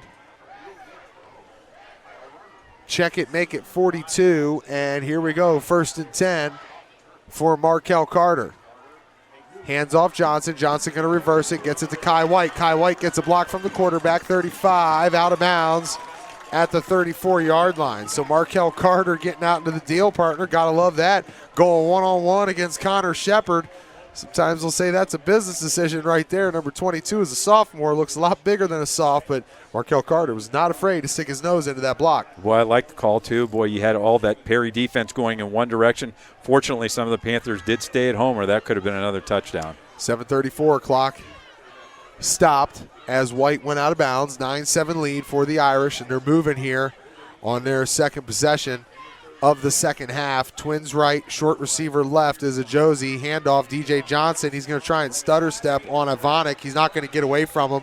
So Ivonic with the tackle for loss, going to set up a 3rd down and 5 now for the Irish. Now, TJ down here, if they don't get the first down, I think they're in 4-down territory again. We know that there is a 26-yard field goal for the young man, Jacob Denny, earlier.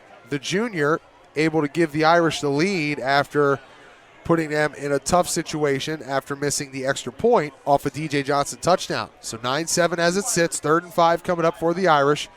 A Josie and slot receiver left, a Josie and slot receiver right. Twin brothers out there getting it done. Markel Carter, he's going for his receiver underneath, number 23. I don't know if he got enough for the first down, but it's complete to Danny Wildman. And I think they're going to say, partner, he's just a yard shy. So we will call that unless they give us a measurement again like they did in the first half, and I think they will. Well, I can tell you, if they don't get it here, I can guarantee you who's going to get the ball. DJ Johnson's going to carry the rock on 4th down. No doubt about it. Looks like they will send the chain gang out. Hey, great opportunity. The officials coming out, going for that measurement for the coaches to kind of huddle up, get things taken care of.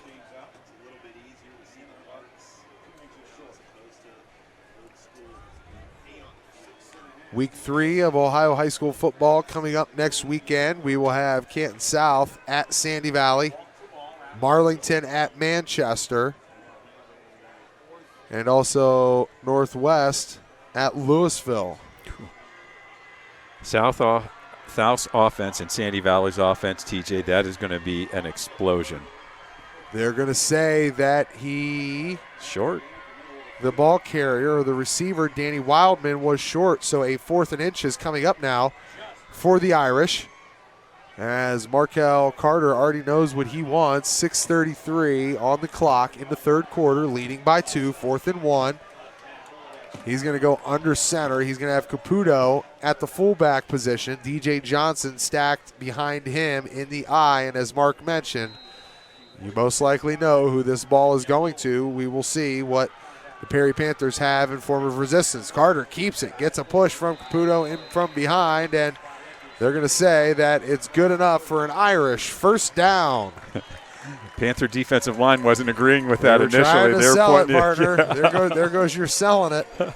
Selling the screen, you got to sell the 4th down stop too. It goes both ways. I like the idea of getting underneath center and just going with the goose and go. Yeah. You know, you're turning around, handing it off. Some bad things can happen there. Not that they've had problems with the handoff, but that was efficient.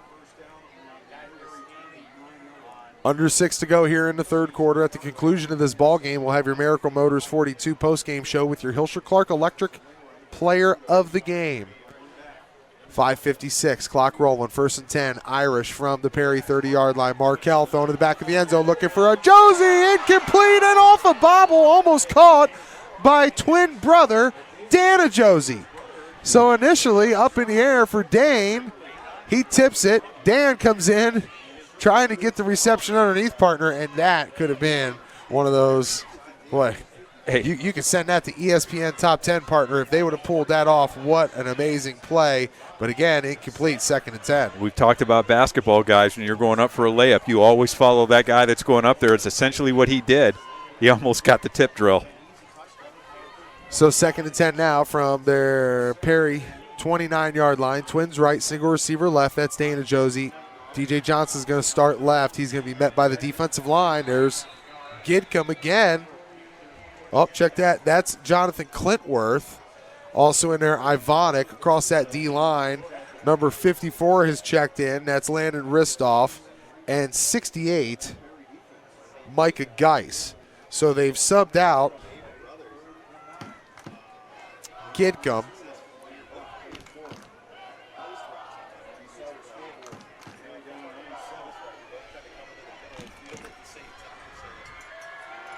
.5:11 on the clock.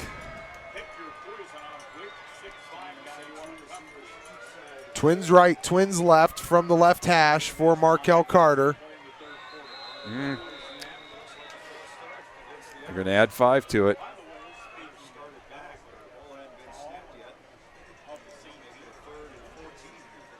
So they get started early. Ball will go back to the 33-yard line. Spotted on Perry's 33-yard line. The Irish will break the huddle. 3rd and 13 ahead for Markel Carter. Twins left, twins right. DJ Johnson on his right hip. 4:46 on the clock in the 3rd quarter. Carter going for the end zone. Heading up to his receiver, and he's high pointing it at the 5-yard line. Dana Josie with a big reception. 1st and 10, Irish. That was the 50-50 ball. He just threw it up there, and he went up and he got it. Now you got to wonder why they haven't been doing more of that tonight. Big shot, and Mark, as you mentioned in the first half, kind of felt that, you know, being a little banged up with Markel Carter, would he be able to throw it deep? Right there, probably could have got it to the back of the end zone on a healthy arm, but having a 6'5 receiver able to high point it at the 5-yard line, it's 1st and goal to go. Irish.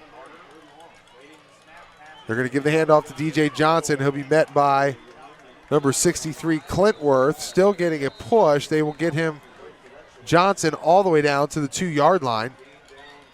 So 2nd down, goal to go. Leading by 2, 9-7, St. V lead. Looking to tack a little extra on.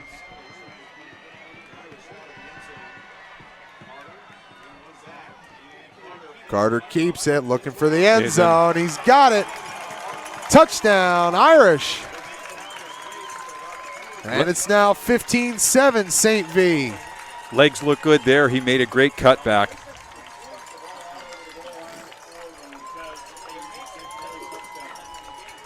So now on for the extra point attempt will be Denny holding Rylan Hurley. 3:50 on the clock to make it a 9-point lead. The ball's back, it's down, it's up, and it's good. 16-7 lead for St. V over Perry. We'll step aside and take a break. You're listening to high school football right here on the Stark Media Team YouTube channel. Welcome back in on the Stark Media Team YouTube channel. TJ Downing, Mark Milano rolling alongside you here on your Friday evening. Week 2 of Ohio high school football. 16-7 lead now here inside of Keith Wakefield Stadium for the visiting St. Vincent St. Mary Irish.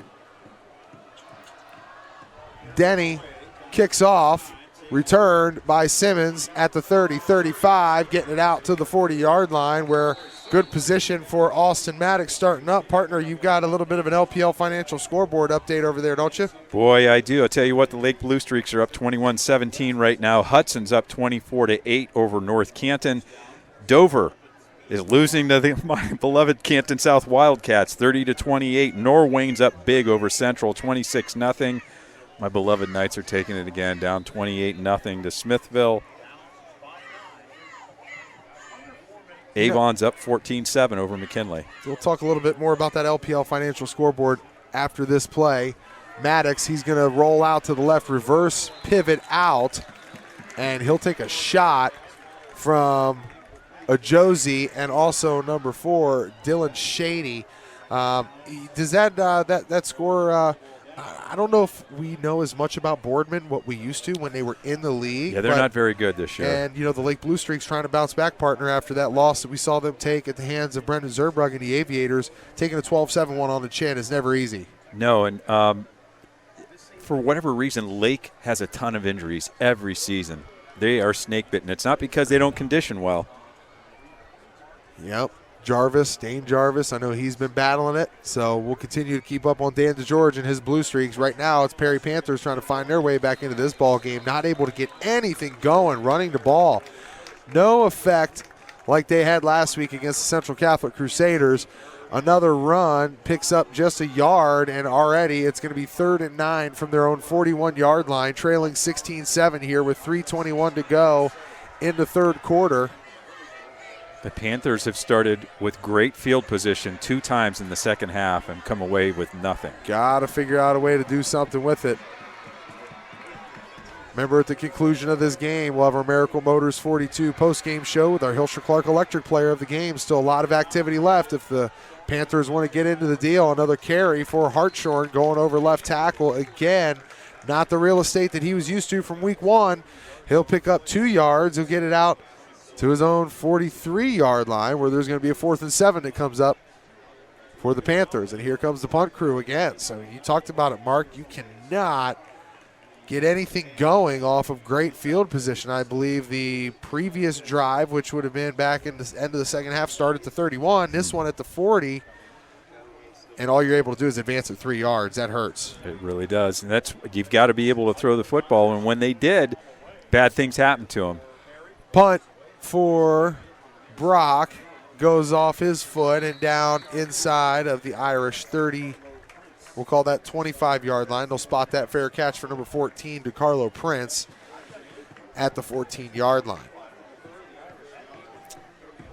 So we want to remind everybody afterwards, if you're looking for that tasty treat here for tonight or this weekend, contact our friends over at Lindsay's Pizza. Pizza, chicken, subs, wings, calzones, salads. Check out Lindsay's Pizza in the Hillsdale Shopping Center by going to lindsays.pizza.com or calling them at 330-477-3800. These broadcast on the YouTube channel, also brought to you in part by H&H Truck Parts, C.H. Vallis and Associates, Apex Surgical, Hilscher Clark Electric Company, Eagles FOE 190, and McNeil & Sons Tree Service. Shout out again to our friends at Spirit of Stark and Simon Says Promotions. 2:14 remaining here in the third quarter.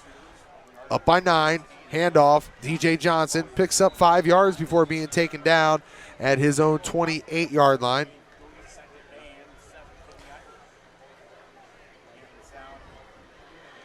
Military Appreciation Night around the area. Salute to our service members, our men and women. All that they do. And Mark, I'll tell you what, the Perry Panther defense, they're going to have to step up and do something here quickly, because you can see already, wisely, Coach Sistone knows that if he can use Perry's own game against them, which is chew up clock, shorten the game, you're leading by 9 points, keep their offense off the field, keep chewing towards the fourth quarter, good things are going to happen. Another pickup for DJ Johnson, gets out across his own 30 to his 31. That's going to bring up a 3rd and 4.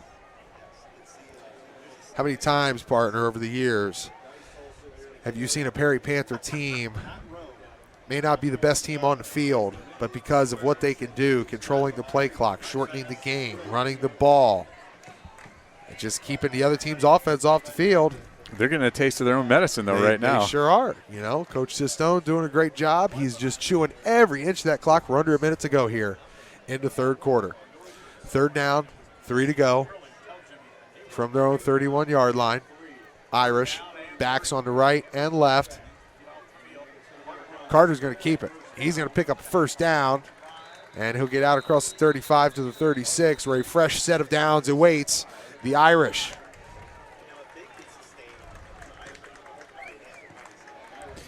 Panthers are starting to get in that danger zone. They give up another score here. it's going to be very, very difficult for them. They're going to have to come out of that shell and start throwing it.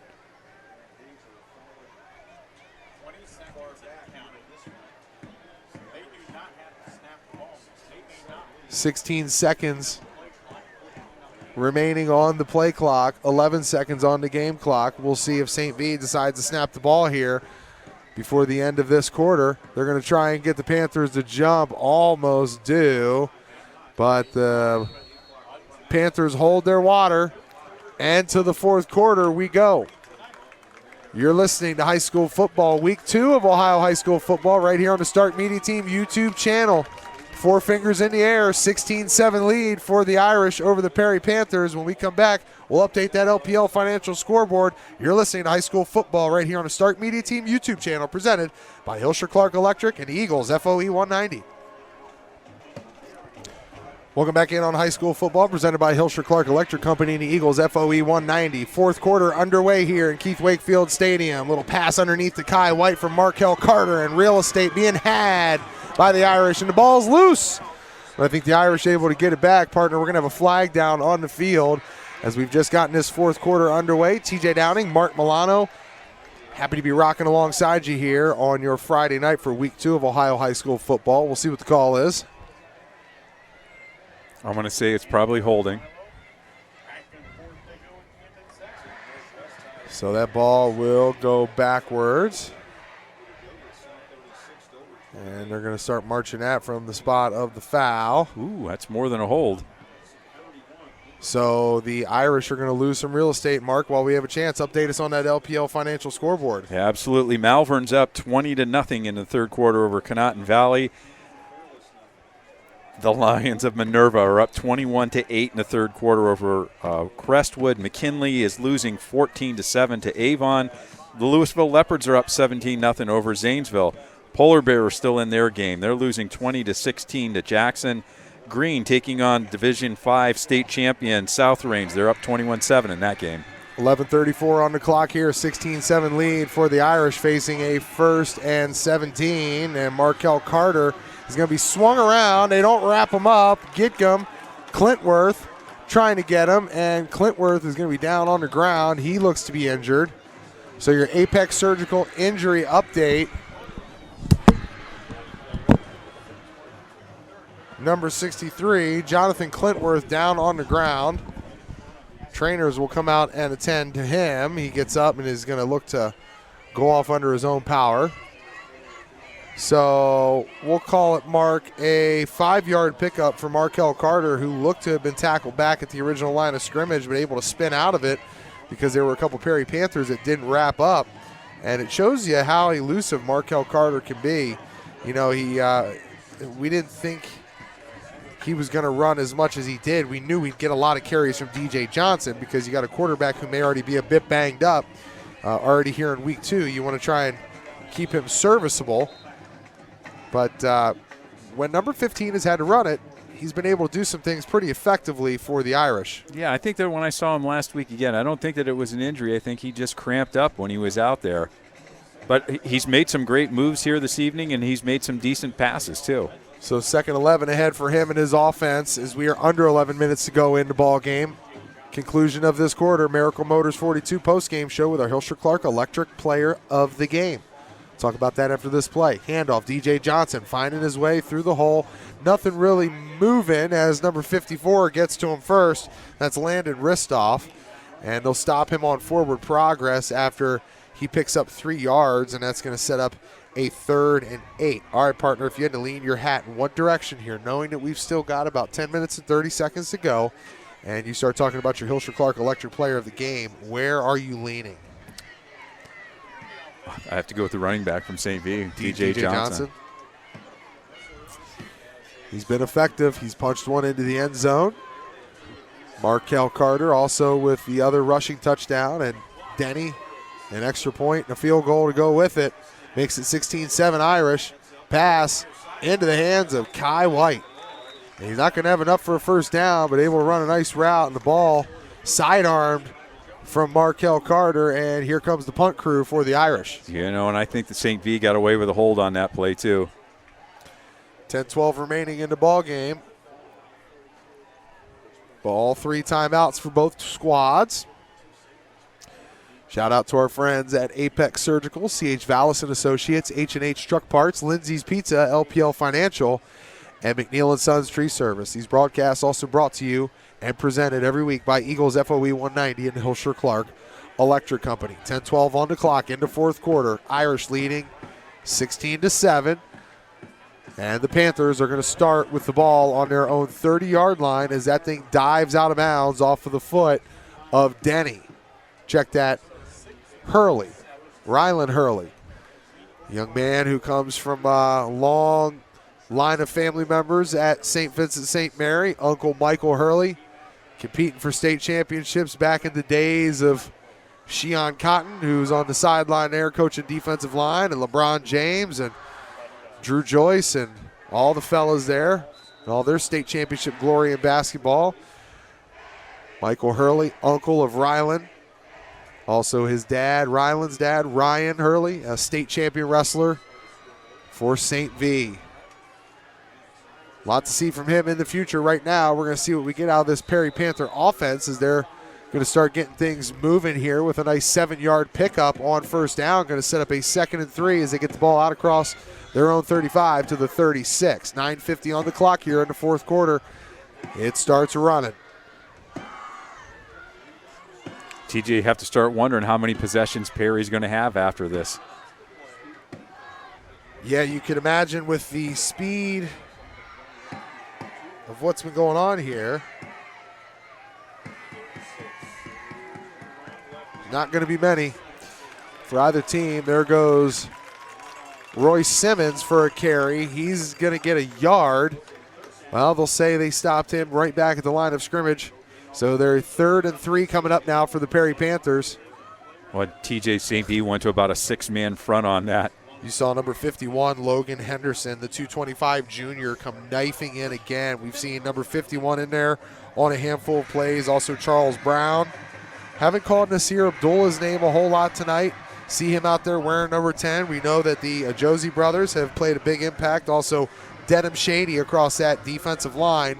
So some players. Not a whole lot of depth for the Coach Sistone's team, but there's some players. There goes Maddox. He's a player. He's in the Irish territory and still going inside the 45 down to the 41-yard line. Big chain mover on 3rd down for Austin Maddox. Sets up 1st and 10 for the Perry Panthers from the Irish 42. Austin Danger Maddox. There's some danger in those legs. Well, he's got some serious pain in those eyes as he's running downfield, running through the heart of the defense. And we see 8:25 on the clock as it continues to start running here. 16-7 lead. Panthers are trailing. Looking to chew into it here on this possession. 1st and 10 from the Irish 42. Marcellus Harris into backfield. Maddox under center. Motion Simmons. They're going to give it to him on the jet sweep. Reverse it back to number 4. There goes Kyson. Gets to the 40. Inside to the 40. Check that. We'll call that 37-yard line where he's pushed out of bounds. So Kyson Walker gets the reverse off of the jet sweep, sets up a 2nd and 5 for the offense. You know, and TJ, not right here because the clock stopped, but this is the point where the Panthers have to start going with tempo. They can't take their time, you know, wasting 10, 15 seconds going into the huddle and getting to the line of scrimmage. 7:59. Clock pushes here in the fourth quarter. Handoff, Maddox gives it to Harris, and he's driven back just after I mentioned not calling Nasir Abdullah's number. He heard you. He heard me, and he makes a big play there on 2nd down on the carry from Marcellus, and that's going to bring up a 3rd and 5. And right here, this is a huge, huge 3rd down, Mark Milano, for the Perry Panthers. They will not have many opportunities like this left with 7:30 on the clock. In the fourth quarter, we inch closer to the Miracle Motors 42 postgame show and the naming of our Hilscher Clark Electric Company Electric Player of the Game. Perry Panthers, 3rd and 5. Maddox under center. Handoff, hard short, makes one miss, cuts up, doesn't get past another. Again, the Irish able to bottle him up in there on the tackle, number 55. Bryant Rarick, also in there, number 4. Dylan Shady. So as we saw, Mark, last week, Hartshorn always able to get that edge, and even when making contact, able to bust through it. This time, this evening, not so much. Akron St. Vincent St. Mary have limited number 25 trying to get the edge, and so we have 6:40 remaining here in the fourth quarter. 16-7 lead for the Irish Panthers, going for it on fourth down. They're going to fake it. Maddox going up top, has his receiver, Ivonic, and right over his outstretched hands. Another one, partner, that Maddox would love to have back. He missed Ivonic by a stride length. You're going to have a flag down on the field. It's going to go against the Panthers. They will decline it. St. V will, and they will take over. 1st and 10 from their own 36-yard line. Heartbreak Hotel right there, partner, for Austin Maddox. He's missed 2 big open attempts to his receivers that most likely could have resulted in touchdowns. Well, and even if he would have completed that one, it would have come back because of the penalty. But going back to what I had said about tempo, they just ran 2 plays, and they ran 30 seconds off the clock with each one of those plays. You can't afford to do that right now. Right. They may not get the ball back again. They need a turnover here in the worst way. 6:27 on the clock. 16-7 lead for St. Vincent St. Mary. Want to give a special shout out to our friends at Cackley Insurance, located in the Cuyahoga Falls area. Make sure to check them out at 619 Portage Trail. Handoff, carry. Check that. That's a reception out there, partner. Was that a Josie in? Nope. No, it was DJ Johnson. That's DJ Johnson, able to get the ball out to the 49-yard line. His own 49-yard line. So that's a 1st and 10 pickup. Remember, check out Cackley Insurance at 619 Portage Trail in Cuyahoga Falls. Call them at 929-6006. For your personal lines of insurance, Cackley Insurance. 6:05 on the clock here, running into fourth quarter. 16-7 lead for St. V over Perry.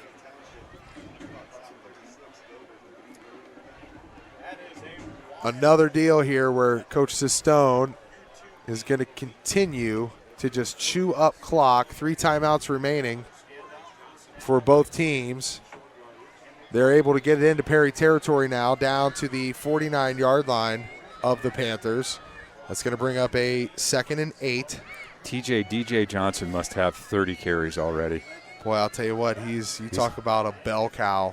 He's going to need that ice bath tonight. And he's taking some shots. He's carried the load up front in that rush game. 5:17 remains now in the fourth quarter.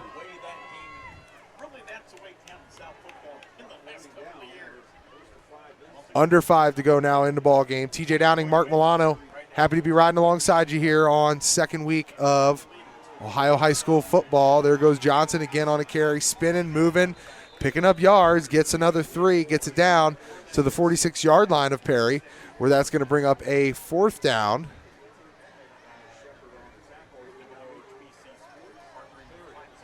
Oh, check that. They already moved it. That was 2nd down. We'll call this 3rd and 5 now from the Perry 46-yard line. And just clock being chewed into.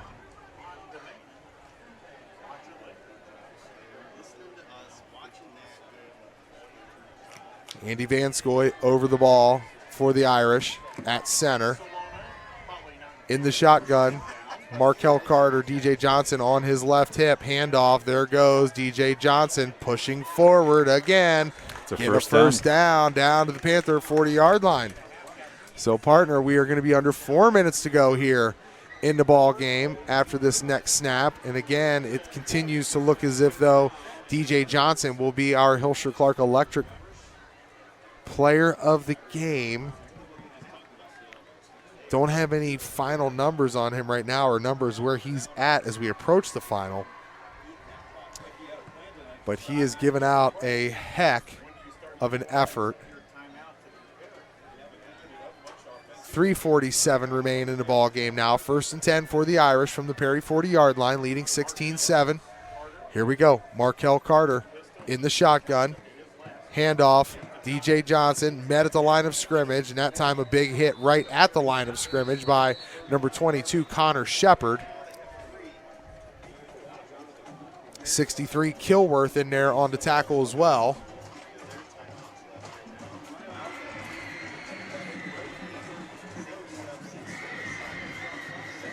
So we will have a timeout burned with 3:32 remaining in the ball game by the Perry Panthers. They chew into that first one, partner. This is obviously an area where at second down, you almost, knowing you have 2 timeouts remaining, you've got to get these next 2 stops here or this ball game's over. It's most likely already over as it is. We've seen crazier things happen in the game of football, only trailing by 9 points. But doing the math, knowing 9 points, that's a 2-score ball game. Absolutely. You're going to have to get the stop right now. You're going to have to score quickly and get an onside kick if you want to have any chance at winning this football game. Yeah, and look for Perry to try to strip the ball. And St. V, I'm sure the coach is Stone's telling him right now, whatever you do, I want both hands on that football. We cannot turn the football over here right now.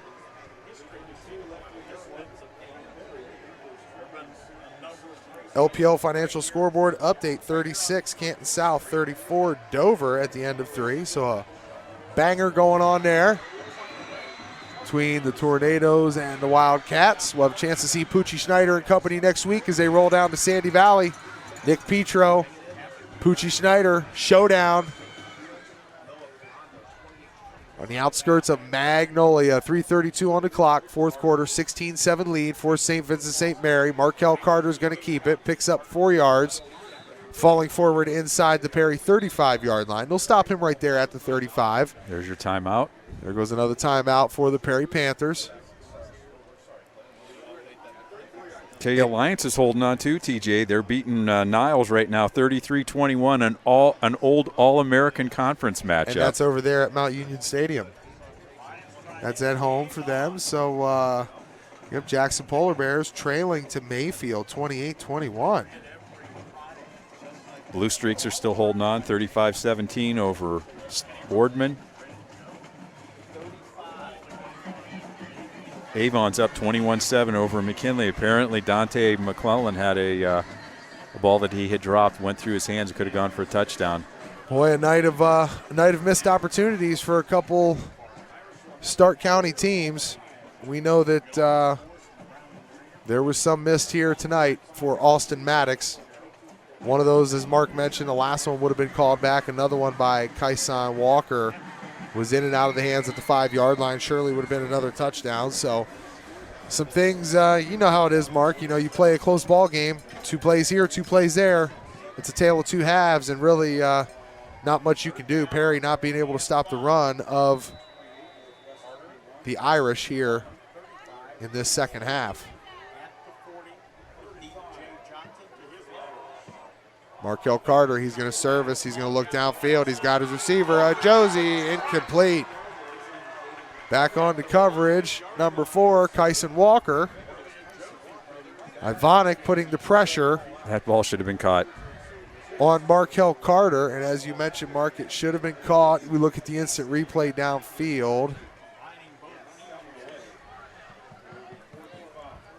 Yeah, that old rule of thumb, my dad told me that a long time. When the ball hits your hands, you better catch it. No doubt about it. You talk about the greatest wide receivers of all time. Jerry Rice will tell you, if your hands get on it, whether it's one hand or 2, you better catch that football.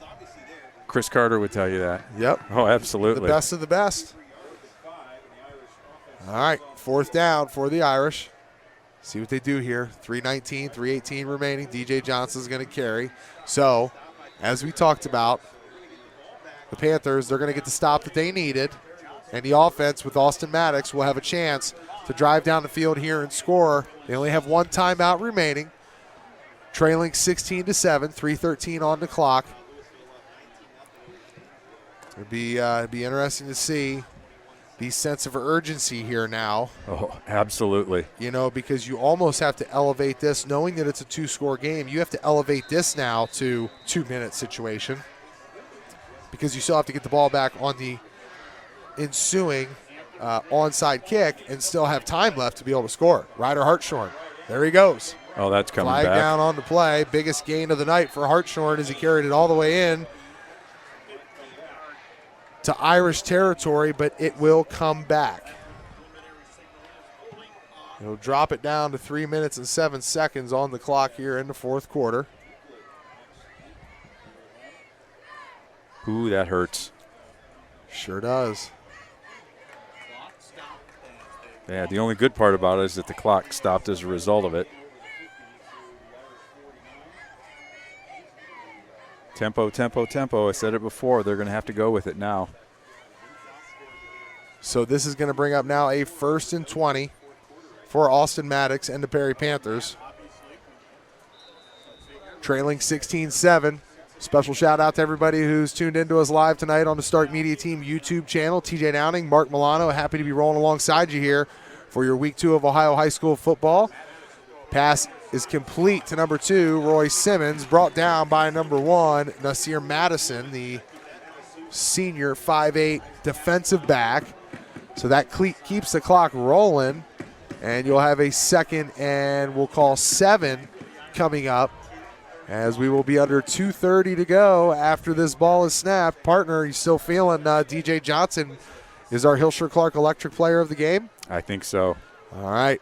We'll continue to update that as we get close to the Miracle Motors 42 post-game show. Pressure on Maddox. He's flushed out of the pocket by Denham Shady, and he will be finally upended by number 20, Makai Madison. So Shady under pressure.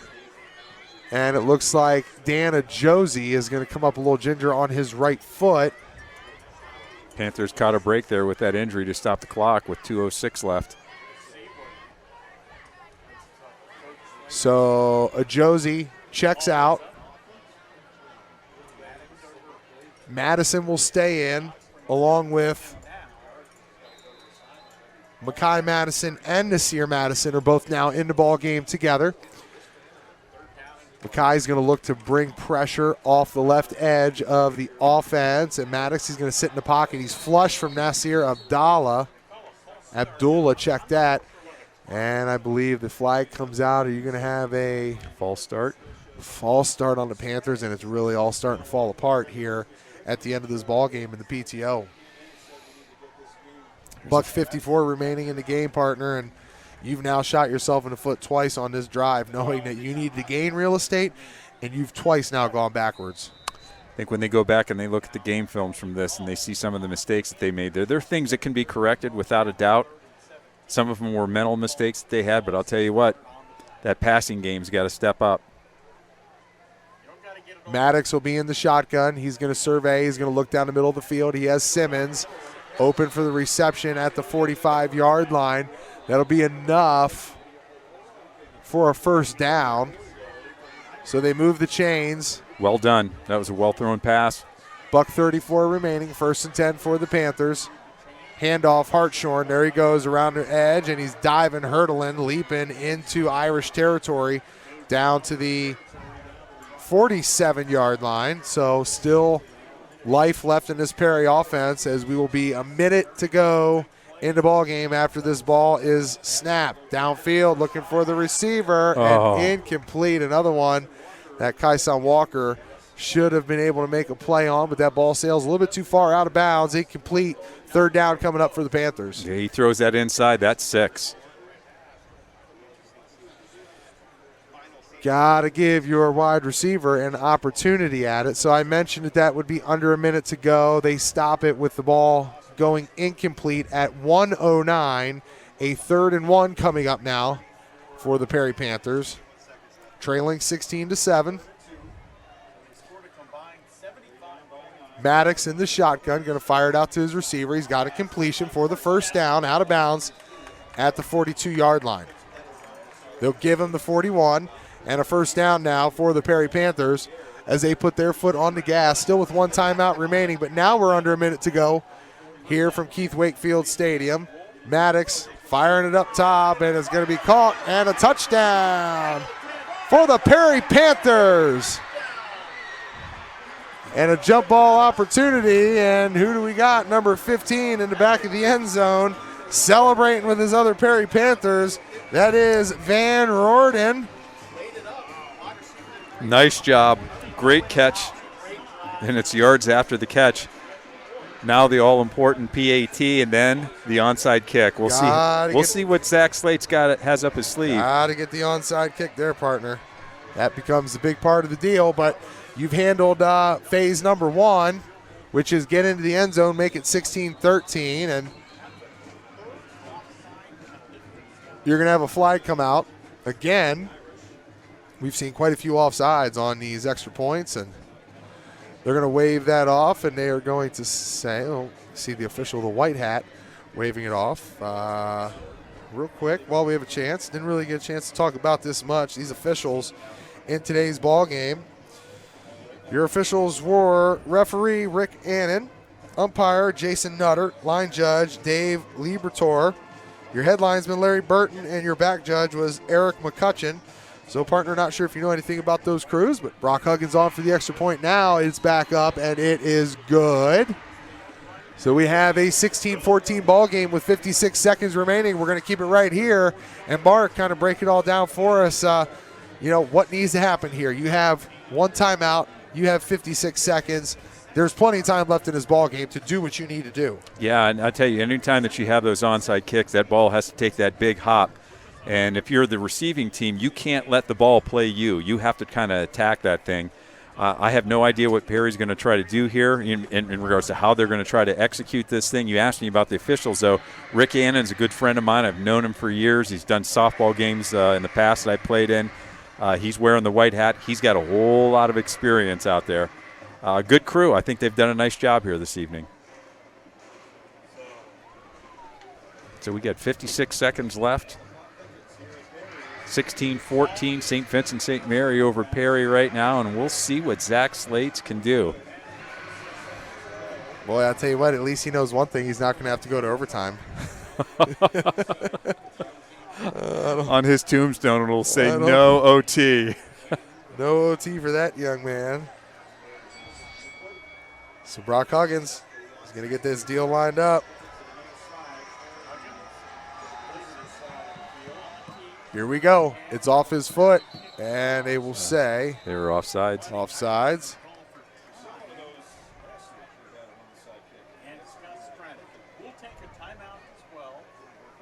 The ball took the hop that they wanted it to.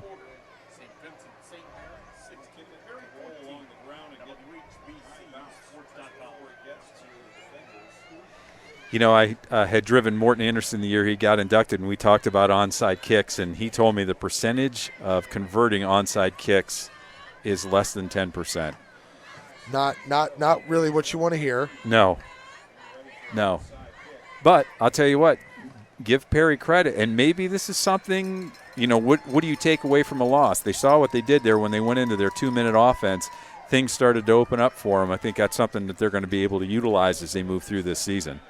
And this won't be the last time we have the Panthers on our schedule. No, we won't. We'll have a chance to be with them again, and we'll continue to do some work down the line here alongside the Perry Tech Department. Our guy Keith Brown over there getting some things set up for us here as school's back in session. We'll be able to utilize some of their department members to be able to bring you some different broadcasts here on the Stark Media Team YouTube channel. We'll use them throughout the duration of this school year and try and bring you the best of not only high school football but high school sports in the Stark County area, in the greater Stark County area. We'll have Mark Milano check the LPL financial scoreboard after this play. Remember, LPL Financial, contact 330-477. Check that. Contact our guy, Mandwell Patterson, LPL Financial, at 330-244-9779. All right, onside kick attempt for the Panthers. And it's going back the other direction. St. Vincent St. Mary Irish, they are going to get it. And with 55 seconds remaining, Mark, that ball took a nasty bounce off the backside, went live, and shot back the other direction. So not moving forward, going backwards, and it looked like Perry would maybe get an opportunity at it, but those Irish were still going in that direction, led them right to the football, and they'll be spotted up 1st and 10 at the Perry Panther 42-yard line. Yeah, you remember what I just talked about how you can't let the ball play you. You have to go after it, and essentially that's what they had done there. Perry had an opportunity to return that or to get that onside kick. And I talked about Minerva going to win this football game. They're now losing 22-21. Oh, boy.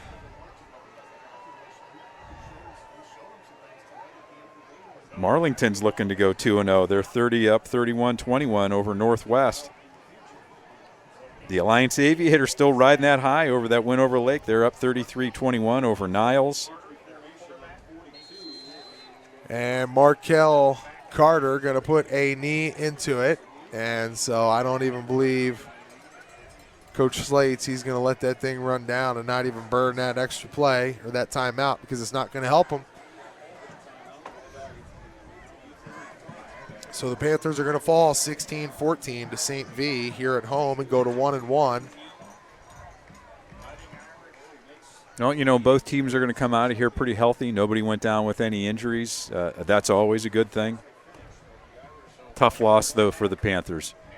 17 seconds remain. One more knee goes onto it for Markel Carter, and Zach Slates will burn his final timeout. That'll be with 8 seconds remaining.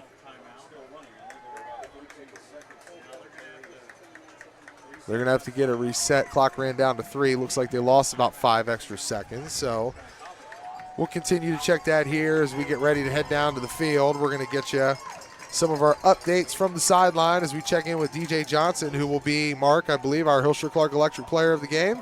Yes, sir. Feel pretty confident about it. We'll check in with him down on the sideline. Also want to give a shout out to our guys over at Miracle Motors 42. Check in with our guy Dave Hodgson. 234-237-5644. MiracleMotors42.com is where you can find him.